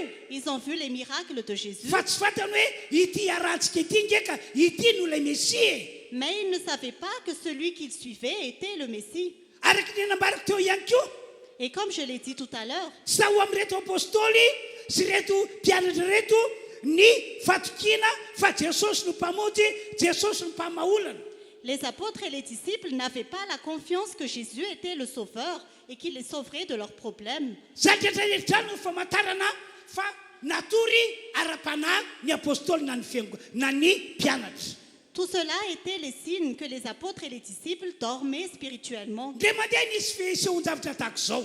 Un jour, quelque chose s'est passé. Nandeha lakana reto mpianatra reto tamin'izany fotoana izany. Les disciples étaient dans une barque en ce Ary temps-là. Jesosy tao anatin'io lakana io. Et Jésus était dans cette barque. Fa sain'i Jesosy natory. Mais Jésus dormait. Fa reto apôstôly, reto mpianatra kosa dia nihirahira tao anaty lakana. Mais les apôtres et les disciples louaient dans la barque. Tapaka tsy nampoziny izy ireo tokany tafiotra mahery. Et soudain, il y eut un vent violent. Ary nanonja mafy be ny ranomasina. Et la mer a fait beaucoup de vagues. Ary tafiotra tao anaty lakana mihitsy ny ranomasina tamin'izany fotoana izany. Et les vagues entraient vraiment dans la barque en ce temps-là. Dia amin'ny maha-olona ny olona dia nanao zay amonjena ny tenany reto apôstôly, reto mpianatra. Et les apôtres et les disciples ont fait tout ce qu'ils pouvaient pour se sauver. Tena niezaka namonjy tena ry zareo. Ils ont essayé de se sauver. Tamin'izany fotoana izany anefa Jesosy hoy ao tao anaty lakana. Et en ce temps-là, je disais que Jésus était dans la barque. Fa saingy tsy nofoaziny mba hamonjy azy ireo mba hamaolana. Mais ils ne l'ont pas réveillé pour qu'il les sauve et qu'il les sauve de leurs problèmes. Satria tsy fantatry reto apôstôly fa ity Jesosy miaraka amintsika ity no ilay mpamonjy. Parce que les apôtres ne savaient pas que ce Jésus qui était avec eux était le Sauveur. Tsy fantany aky hoe ity no ilay mpamaolana. Ils ne savaient pas qu'ils pouvaient résoudre les problèmes. Nieritreritry reto apôstôly reto angamba dia izao Peut-être que les apôtres pensaient, hoe aza foazina ny mpampianatra. ne réveille pas le maître. Olana ho antsika amin'ny fisiany ato. C'est un problème qu'il soit ici. Lehilahy tsy mahay milomano io. Il ne sait pas nager. So sanatrika raha mahita zao zava-doza mananontaniny izao izy Et si jamais il voit ce danger qui nous arrive, dia ho tapaka lalany raha eo il risque d'avoir une crise dia cardiaque. lasa olana ho antsika indray. Et cela sera un problème. fa pour velao nous. izy atory Mais laissons-le dormir. avelao izy atory Laissons-le dormir. zany zava-nisy satria tsy fantany hoe io olona matory miaraka amin'ny zareo io no ilay mpamonjy io no ilay mpamaolana C'est ce qui s'est passé parce qu'ils ne savaient pas que celui qui dormait, qui était dans la même part, fa c'était tamin'ny le farany sauveur. nofoaziny any jesosy Mais à la fin, ils l'ont quand même réveillé. tsy hoe nofoaziny mba hamonjy sy hamaolana Ils ne l'ont pas réveillé pour les sauver et résoudre le problème. fa nofoaziny sitranay misy olona ray manampy mitazona voalo ohatra na manipy rano hiala ao anaty lakana Mais ils l'ont réveillé pour qu'il les aide à jeter l'eau en dehors de la part. sorany nefa andriamanitra faravontsakana jesosy Mais grâce soit rendue à Dieu, car quand tsy araky Jésus ny s'est réveillé, eritreritreto apôstôly ce n'est pas comme ce qu'ils pensaient, hoe ho tapaka lalandray io fa nihahitra amin'ny loza qu'il allait avoir une crise cardiaque parce qu'il avait le danger. fa avy hatrany ho jesosy ririvotra sy ranomasina mangina mitsara Mais tout de suite, Jésus a dit au vent et à la mer, taisez-vous, calmez-vous. rehefa vita zany teony eo ihany tsatra ny tafiditra toy ny ranomasina Et à l'instant même, le vent tomba et il y eut un grand calme. teo voagaga reto apôstôly Alors les apôtres étaient très étonnés. fa iza ry ity lehilahy miaraka antsika ity Mais qui est donc cet homme? fa iza ity lehilahy ity Mais qui est donc cet homme? fa drivotra sy ny ranomasina aza manaiky azy Car même le vent et la mer lui obéissent. zay ny voalaza ao marika toko faefatra andiny fa raika amby fapolo C'est ce qui est écrit dans Marc chapitre 4, verset 41. ry havana malala manaritra zao fotoan-dehibe izao Bien-aimés qui assistaient à ce grand culte, maro amin'ny olon'andriamanitra no tahaka andreto apôstôly reto mihitsy plusieurs parmi le peuple de Dieu ressemblent à ces apôtres. olon'andriamanitra izy C'est le peuple de Dieu. efa nino a jesosy izy Il a cru en Jésus. efa nandray a jesosy izy Il a déjà reçu Jésus. fa saiki no izy matory arara-panahy Mais parce qu'il dort spirituellement, dia tsy fantany hoe iza moa ty jesosy ity ils ne savent pas qui est Jésus. tsy fantany hoe ity no lay mesia Ils ne savent pas que c'est le Messie. tsy fantany hoe ity no lay mpamonjy Ils ne savent pas que c'est le Sauveur. tsy fantany hoe ity lay mpamaolana Ils ne savent pas que c'est lui qui résout les problèmes. zany no ato matoka ny olon'andriamanitra marobe amin'izao vaninandro diavintsika izao C'est pourquoi il y a beaucoup d'hommes et de femmes de Dieu à notre époque actuelle. rehefa tojo olana sy ady izy Quand ils affrontent des combats et des problèmes, dia tsy vitany mihitsy ny manao vavaka amin'ilay mpamonjy ils n'arrivent pas à prier au Sauveur. tsy vitany mihitsy ny mitotra an'ilay olana miajady aminy ao amin'ilay mpamonjy Ils n'arrivent pas à porter leurs problèmes devant le Sauveur. tena tsy vitany mihitsy ny manao vavaka tahaka izany Ils n'arrivent pas à prier ainsi. ny any hitany fa mety Ce qu'il sait qu'il doit faire, dia manatona mpanompon'andriamanitra izy c'est de s'approcher du serviteur de miantso Dieu, paster amin'ny alala telefônina izy d'appeler le pasteur à travers le téléphone mitantarany olana miajady aminy et raconter ses problèmes, mitantarany ady atrehany raconter les combats qu'il affronte. tsy hoe manota akory ianao raha mitady paster Ce n'est pas un péché de chercher un pasteur. tsy hoe manota akory ianao raha mangataka vavaka fanampiana mangataka fanampiana amin'ny alala vavaka avy amin'ny paster Ce n'est pas un péché de demander des prières à travers un pasteur. fa amin'ny akabeny no tsy finoany olona n'lay mesia tsy finoany olona ny jesosy mpamonjy tsy finoany olona ny jesosy mavaolana no tena matoka azy mangatahbavaka amin'ny mpanompon'andriamanitra Mais en général, c'est parce que la personne ne croit pas que Jésus est le Messie, qu'il est le Sauveur et qu'il peut résoudre les problèmes. C'est pour ça qu'il s'approche. du raha pasteur. mbola matory rarara-panahy ianao dia ohatr'izany ny fiainanao Si tu dors encore spirituellement, ta vie sera pareille. fa rehefa nilatsaka kosa ny fanahy masina tamin'ny andro pentekoste Mais quand le Saint-Esprit est descendu au jour de la Pentecôte, rehefa nilatsaka tamin'ireo apôstôly sy ireo mpianatra tamin'izany fotoana izany quand le Saint-Esprit est descendu sur les apôtres et les disciples à cette dia époque, dia niova tontolo ny fampony reto mpianatra reto any jesosy les services de ces serviteurs de Dieu ont changé. tena niova rahabaky teny Leur vie a vraiment changé littéralement. lasa olona sa nijoro vavolombelon'i jesosy ry zareo Ils ont eu l'audace de témoigner de Jésus, kanefa taloha olona feno tahotra alors qu'auparavant, ils étaient très craintifs. lasa olona nafanafosiny rehetra ho an'i jesosy ry zareo Ils sont devenus fervents et passionnés pour Jésus. kanefa tany aloha tsy niainany zany hoe mafanafo sy mirehitra ho an'andriamanitra izany Alors qu'auparavant, ils ne vivaient pas cela. tanteraka ilay teny nataon'i Jesosy asy apôstôly toko favalo toko voalohany andiny favalo. La parole de Jésus s'est réalisée dans Actes des Apôtres, chapitre 1. Zao mantsy teny verset nataon'i 8. Jesosy tamin'izany. Voici ce que Jésus a dit en ce temps-là, Melohany akara Jesosy ho any an-danitra. avant que Jésus ne monte au ciel. Dia nilaza vaovao mafaly tamin'ireo apôstôly sy ireo mpianatra Jesosy. Il a donné une bonne nouvelle aux apôtres et aux disciples. Fa rehefa milatsaka aminareo mifanahy masina ho Jesosy, Jésus a dit que quand le Saint-Esprit descendra sur vous, dia io fa tontolo ny famponareo an'Andriamanitra. votre service pour Dieu va changer. Satria azo hery anareo. Parce que vous recevrez une puissance. Hery avy any an-danitra ho tonga ao aminareo. Une puissance qui vient du ciel. Dia hiala aminareo ny tahotra. Et la peur va vous quitter. Ary afaka hijoro vavolombelona ianareo fa ay. Et vous allez témoigner que vous m'appartenez. Ary homora aminareo ny anatanteraka ny baikoko. Et ce sera facile pour vous d'accomplir mes ordres. Zay voalaza asy apôstôly toko voalohany andiny favalo. C'est ce qui est écrit dans les Actes des Apôtres, chapitre 1, verset 8. Ary ho lasa olona manao ny tenin'Andriamanitra, manao ny tenina ambarako taminareo ho zava-dehibe sy fiainany ianareo. Et vous deviendrez des personnes qui vont prioriser la parole de Dieu dans votre vie. Dia zany tokoa no nitranga tamin'ireo apôstôly. Et c'est ce qui est arrivé aux apôtres. Taorianany filatsana fanahy masina tao amin'izy ireo. Après que le Saint-Esprit soit descendu sur eux, Zay nameno azy ireo, que le Saint-Esprit les ait dia remplis, neo ihany dia lasa mpitory ny filazantsara izy rehetra. à l'instant même, ils ont annoncé la bonne nouvelle. Lasa mpivavaka ho any marary izy rehetra. Ils ont prié pour les malades. Lasa mpanao fagagana izy rehetra. Ils ont fait des miracles. Alléluia. Alléluia. Ho fisaorantsika n'Andriamanitra satria tia andreo apôstôly ny tompo dia andao hiteka mafy dia mafy isika. Pour remercier Dieu, parce que Dieu aime les apôtres, nous acclamons très fort.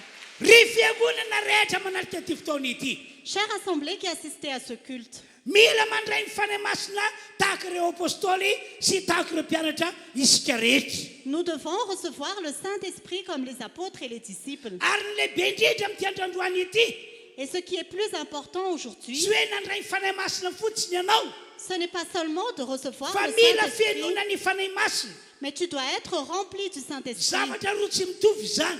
C'est deux choses différentes. Mila mandray ny fanahy masina ianao, Tu dois recevoir le Saint-Esprit ary mila fiainona ny fanahy masina ianao. et tu dois être rempli du Saint-Esprit. Fampitandriamana antsika rehetra ity ambarako ity. Et faites attention par rapport à ceci. Rehefa niena nalatsaka ny fahafiainon'ny fanahy masina eo amin'ny fiangonana, Quand le Saint-Esprit descend sur l'Église, dia miverina ho matory ny fanahintsika. notre esprit revient dans le sommeil. Zany no nahazo andreo tao apôstôly tantarako aminareo reto. C'est ce qui est arrivé aux apôtres que je vous ai raconté. Tamin'ny fotoana nilatsa amin'ny fanahy masina ka natoka fanahy masina nameno azy ireo, Quand le Saint-Esprit est descendu et les a remplis, dia hafa mihitsy ny tontolo fampon'izy ireo an'Andriamanitra. ils ont vraiment servi d'une façon différente. Avy any an-danitra Andriamanitra dia nanao bravo hatrany hatrany andreo tao apôstôly. À partir du ciel, Dieu a félicité et a dit bravo aux apôtres. Fa rehefa niena nalatsaka kosa ny fampiainon'ny fanahy masina tao amin'izy ireo, Mais quand le temps passait, que le Saint-Esprit était sur eux, dia tafaverina tamin'ilay fiainana tany aloha reto apôstôly. ils sont revenus à leur vie d'avant. Lasa natahotra indray, Ils avaient encore peur. natahotra olona indray. Ils avaient peur encore. Taloha tokoa nge zany ny toetrandreto apôstôly. C'est ce qu'ils étaient auparavant. Raha nosamborina Jesosy tao amin'ny sangy Getsemane, Quand Jésus était attrapé dans le nandositra jardin de daholo ny apôstôly Gethsemane, rehetra. tous les apôtres s'étaient enfuis. Sy arak'ilay teny nalaoko ny vavany, Ils n'ont pas respecté leur parole. sy arak'ilay voady nataony. Ils n'ont pas respecté leur feu. Tamin'ny fotoanandro nitsarana Jesosy azy. Quand Jésus était là, Petera zay ninina hoe tsy saraka aminao mihitsy a Jesosy na dia hatramin'ny fahafatesana azy. Pierre qui a juré que je ne vais jamais me séparer de toi, Jésus, jusqu'à la mort. Navita nandany Jesosy nitendry. Il a réussi à renier Jésus 3 Ary fois. nilaza teo masom-bahoaka teo natran'Andriamanitra hoe tsy fantatro zany Jesosy zany. Et il a dit en public et devant Dieu, je ne connais pas Jésus. Satria niena ny fahafiainon'ny fanahy masina tao amin'izy ireo. Parce que la plénitude du Saint-Esprit a diminué Satria tsy en fiainon'ny eux. fanahy masina intsony zareo. Et ils n'étaient plus remplis du Saint-Esprit. Lasa olona tsy sa nitsoro vavolombelon'i Jesosy intsony reto apôstôly. Les apôtres n'osaient plus témoigner de Jésus. Ary ny tena problema tsy navita nanoy ny fitoriana ny filazantsara intsony reto apôstôly. Et le grand problème, ils n'arrivaient plus à annoncer la bonne nouvelle. Ary tsy tao amin'ny zareo intsony ny fahasahiana nanao vavaka ho an'ny marary. Et ils n'osaient plus prier pour les malades. Kanefa asa efa nataony teo aloha zany. Alors que c'est l'œuvre qu'ils ont déjà Fa fait tsy vitany avant. intsony e. Mais ils n'arrivaient plus à le faire. Satria efa tsy feny fanahy masy intsony reo apôstôly. Parce que les apôtres n'étaient plus remplis du Saint-Esprit. Raha nisan'ny olona tahaka izany ianao tonga eto androany. Si tu fais partie de ces personnes aujourd'hui, Ohatra tsy masa mijoro vavolombelon'i Jesosy. par exemple, tu n'oses pas témoigner de Jésus, Hoe menatra ianao fa olon'i Jesosy. que tu n'oses pas témoigner que tu Hoe appartiens à menatra Jésus, ianao fa mpivavaka atao amin'ny refi. que tu as honte de prier à Réfi. Raha ohatra ka tahaka izany akeo ny fiainanao tonga eto androany. Si tu as une vie pareille aujourd'hui, Tsy vitanao intsony ny manatanteraka baiko Jesosy hoe andeha hitory-teny aho. tu n'arrives plus à obéir au commandement de Jésus Hoe d'annoncer andeha la hitory bonne nouvelle, filazantsara aho. d'annoncer la bonne nouvelle, Hoe hanao vavaka aho. de prier, Hivavaka ny marary aho. de prier pour les malades. Raha tahaka izany ianao dia kilasin'ny olona mbola matory. Si tu es ainsi, c'est que tu dors encore. Noho izany amin'ny androany ety manao antsoava antsika amin'ny fanahy masina mifoazy ianao izay matory. C'est pourquoi aujourd'hui, le Saint-Esprit nous appelle, réveille-toi, toi qui dors. Ary aza matory intsony satria efa tombotra ny andro fiavian'i Jesosy. Et ne dors plus parce que Jésus arrive bientôt. Isaorana nefa moa ny tompoandriamanitra Grâce soit rendue au Seigneur Dieu, fa tokasaina ihany reto apôstôly reto tamin'izany fotoana izany. car les apôtres se sont rendus compte en ce Tokasaina temps-là. izy rehetra. Ils se sont rendus compte. Ary izay no antony natoka azy rehetra ny nanapa-kevitra hoe ry zalahy andao hanao vavaka tahaka nataontsika fahiny isika. Et ils ont finalement décidé de prier comme ils priaient auparavant. Ary dia niverina niresaina nanao vavaka indray ry zareo. Et ils ont continué à prier en commun. Zay matsy ilay nambarako taminareo hoe dingana lehibe sady anisa voalohany hitondra antsika ho amin'ny fivoazana ny fanapa-kevitra hoe hanao vavaka. C'est ce que je vous ai dit au début, que c'est une grande étape pour le réveil de décider de prier. Tao anaty fotoana nanaovan'izy ireo vavaka Et pendant qu'ils étaient en train de prier, dia ambaran'ny baiboly fa nilatsika amin'ny fanahy masina sady namiaino azy ireo. la Bible dit que le Saint-Esprit est descendu et les a remplis. Dia ny eo ihany tamin'iny andro iny ihany À l'instant même, en ce jour-là, dia hoy ny baiboly hoe lasa izy rehetra nandeha nitory ny ray ny fitenin'Andriamanitra tamin'ny fahasahina. et la Bible dit qu'ils sont à nouveau partis pour annoncer la bonne nouvelle avec audace. Tsy hoe ny apitsina hoe afaka herinandro Ce n'était pas le lendemain ou après une fa tamin'iny semaine, andro iny ihany mais le jour même. dia tsatrany izy rehetra nandeha nitory ny filazantsara nandeha nivavaka ny marary Ils sont tous partis pour annoncer la bonne nouvelle et prier satria pour les namiaino malades azy ireo fanahy masina. parce que le Saint-Esprit les a remplis. Ataovaka itsika ny asan'ny apôstôly toko faefatra andimy fafito amby roapolo ka hatramin'ny andimy faraika amby telopolo. Nous allons lire Actes des Apôtres, chapitre 4, versets 27 à 31. Fa efa niangona marina tokoa teto amin'ity tanàna ity Heroda sy Ponty Pilato mba ny gentilisy sy ny olona Israely alotra mpanomponao masina dia Jesosy zay nosoranao. Mba hanao zay noterian'ny tanànao amatsianao raha teo. Koa ankehitriny zay le vavaka. Koa ankehitriny tompo jereo ny fandrahonany nay mpanomponao ny mba hitory ny teninao amin'ny fahasahina rehetra fa tsy manana an'izany intsony izahay. Ombany ny anjeranao ny tananao asitrana sy anaovanao famantarana fakakana amin'ny anaran'i Jesosy mpanomponao masina. Dia andiny faraika amin'ny telopolo rehefa nivavaka izy rehetra dia niofitrofotra ilay trano niangona tahaka nandalovandreny ororon-tany ireny. Dia hoy ny baiboly hoe dia feno ny fanahy masina izy rehetra ka teny eo ihany dia lasa nitory ny tenin'Andriamanitra tamin'ny mpasahiny. Il est bien vrai qu'Hérode et Ponce Pilate se sont ligués dans cette ville avec les nations et les peuples d'Israël contre ton saint serviteur Jésus que tu as consacré par onction. Ils ont accompli tout ce que ta main et ta volonté avaient décidé d'avance. Et maintenant, Seigneur, sois attentif à leurs menaces et donne à tes serviteurs d'annoncer ta parole avec une pleine assurance. Déploie ta puissance pour qu'ils se produisent des guérisons, des signes miraculeux et des prodiges par le nom de ton saint serviteur Jésus. Quand ils eurent prié, l'endroit où ils étaient rassemblés trembla. Ils furent tous remplis du Saint-Esprit et ils annonçaient la parole de Dieu avec assurance. tafaverina tamin'ilay toem-panahy tian'Andriamanitra nanana ny apôstôly sy mpianatra rehetra rehefa nilatsaka sy nameno azy ireo ny fanahy masina. Quand le Saint-Esprit est descendu et les a remplis, les disciples ont eu le même état d'esprit que Dieu attendait d'eux. Tian'Andriamanitra ho tonga tak'izany isika fiangonana rehetra tonga eto. Dieu veut que nous soyons ainsi, nous tous qui sommes ici. Mila mandray ny fanahy masina isika. Nous devons recevoir le Saint-Esprit. Ary ny lehibe indrindra mila fianoana fanahy masina isika. Et par-dessus tout, nous devons être remplis du Saint-Esprit. Ny fanahy masina mameno antsika ihany no hitondra antsika ho amin'ny fifoazam-panahy lehibe. Seul le Saint-Esprit qui nous remplit peut nous conduire dans le grand réveil. Dinio hoe tantaran'ireo zanak'Israely Regardez bien l'histoire des Israélites. Saoly mpanjakan'Israely zao. Par exemple, Saül, le roi d'Israël, Rehefa tojo any Goliata be quand il était en face du grand dia raiky Goliath, tahotra sy ny vatom-po. il était craintif et effrayé. Normal be ny seho zany teo aminy. C'est normal que cela s'est passé Satria hoy ny ainsi, baiboly hoe efa tsy tao aminy intsony ny fanahy masina. parce que la Bible dit que le Saint-Esprit n'était plus en lui. Fa Davida kosa tsy mba tahaka izany. Mais David n'était pas pareil. Voalaza ny baiboly fa tao aminy fasahiana hiady amin'ny Goliata. La Bible dit qu'il a fait l'audace de combattre Goliath. Tsy hoe mahatsapatena ho lehilahy matanjaka izy. Ce n'est pas qu'il était quelqu'un de puissant. Tsy hoe mahatsapatena ho lehilahy mahay miady izy. Ce n'est pas qu'il savait se battre, Fa le fanan'Andriamanitra namieno azy mihitsy mais l'Esprit de Dieu qui l'a rempli no nametraka toky tao anatiny tao a mis de l'assurance en lui fa ho resiny mora foana Goliata.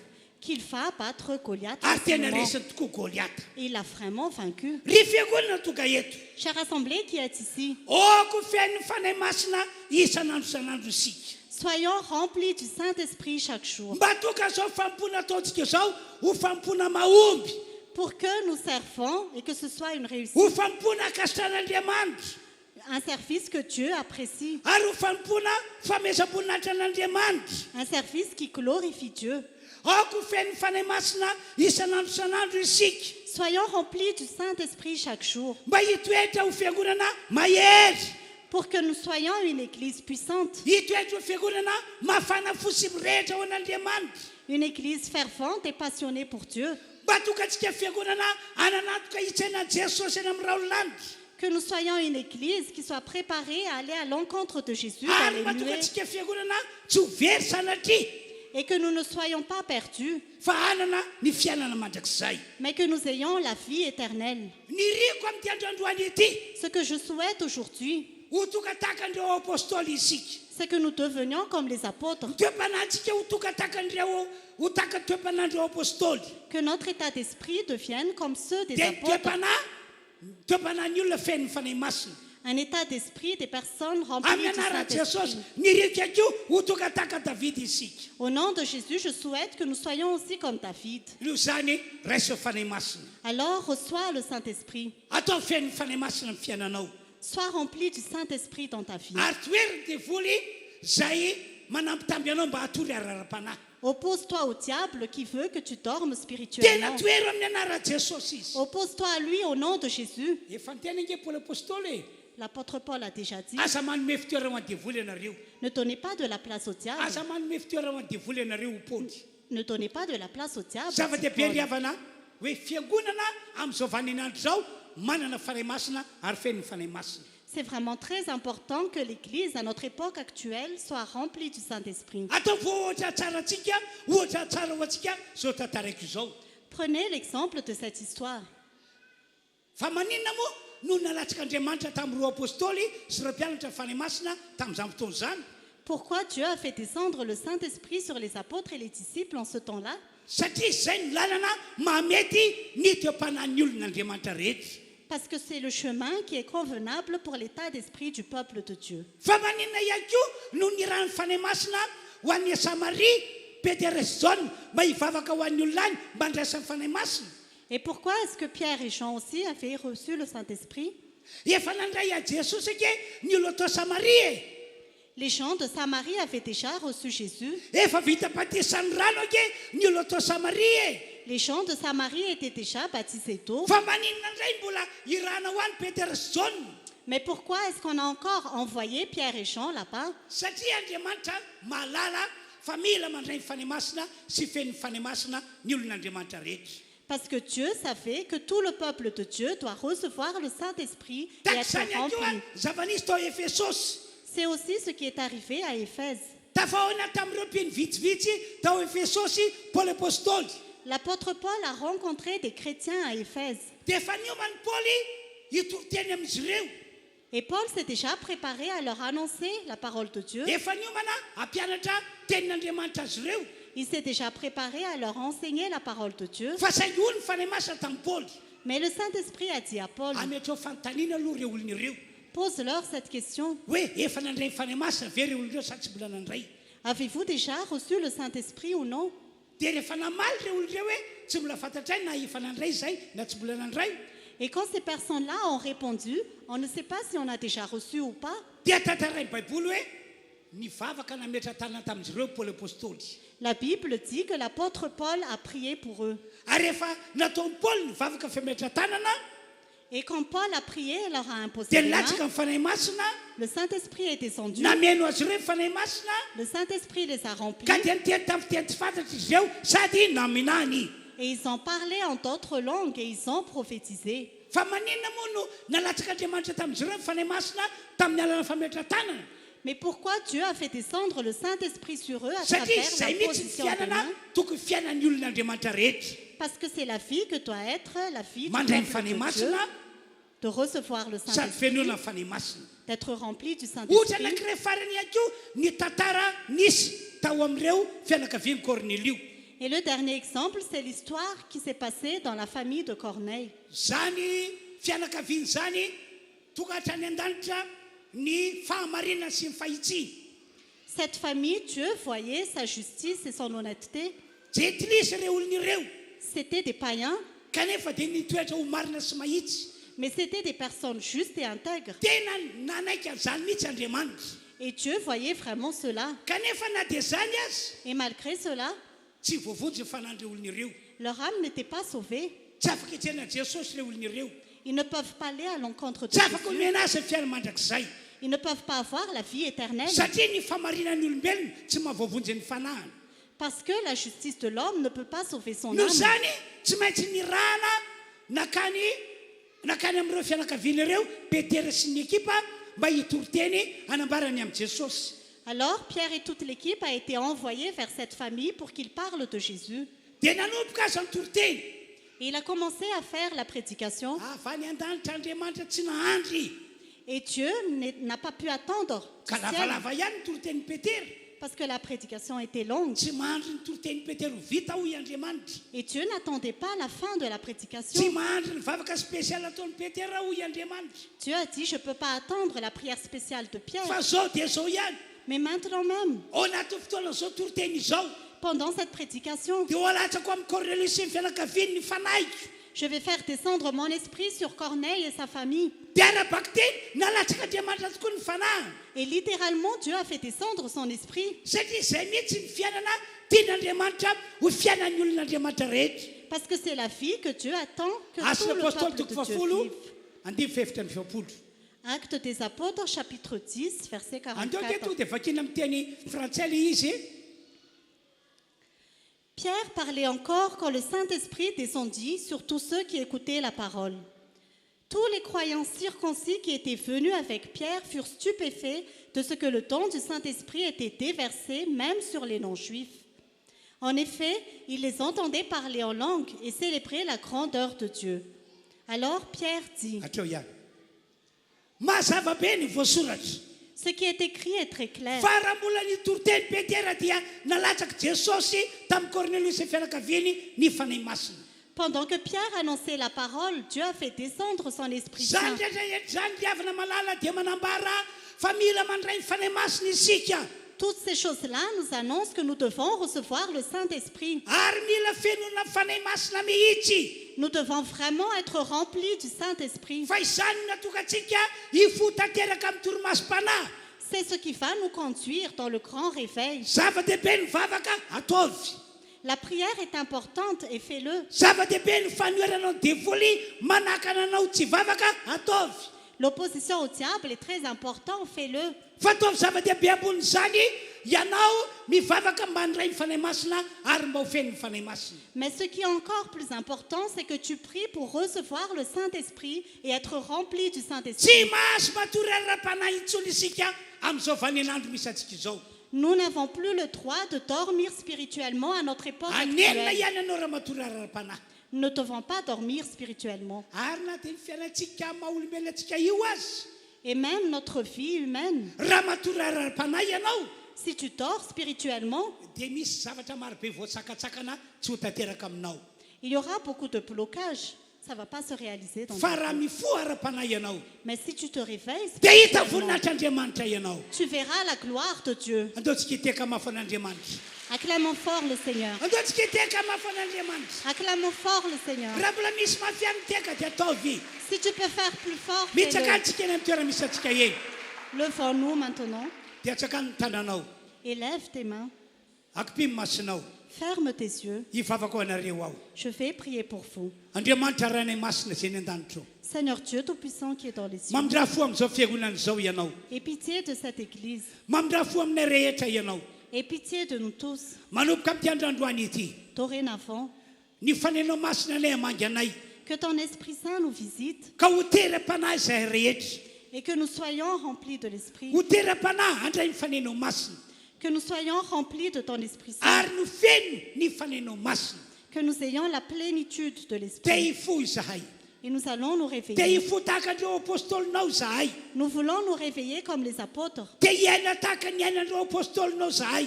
Nous voulons vivre ce que les apôtres ont vécu. Te ho tonga tahaka ny Davida ihany koa izahay. Et nous serons comme David. Ka dia alatsao amin'izao fiangonana izao ny fanahinao. Alors fais descendre ton esprit sur Manomboka cette androany église. Dorénavant, dia alatsao ny fanenao masina. fais descendre ton esprit Atao Saint. feno izahay. Remplis-nous de l'Esprit Na ato Saint. amin'ity toerana ity. Que ce soit dans cet Na any amin'ny endroit tokantrano misy anay ihany. où nous tous qui sommes en Aoka ligne, hilatsaka ny fanenao masina. que ton Esprit Saint Ka descende, meno anay ny fanenao masina. que le Saint-Esprit nous Ho remplisse. ataonao zany Andriamanitra. Tu vas le faire, Ho oh Dieu. ataonao zany Andriamanitra. Tu vas le faire, oh Dieu. Ka ho lasa olona vaovao izahay. Et nous serons de nouvelles Hiavaka personnes. tanteraka izahay. Nous allons nous distinguer. Ho fiderana voninahitra amin'ny fiainanay.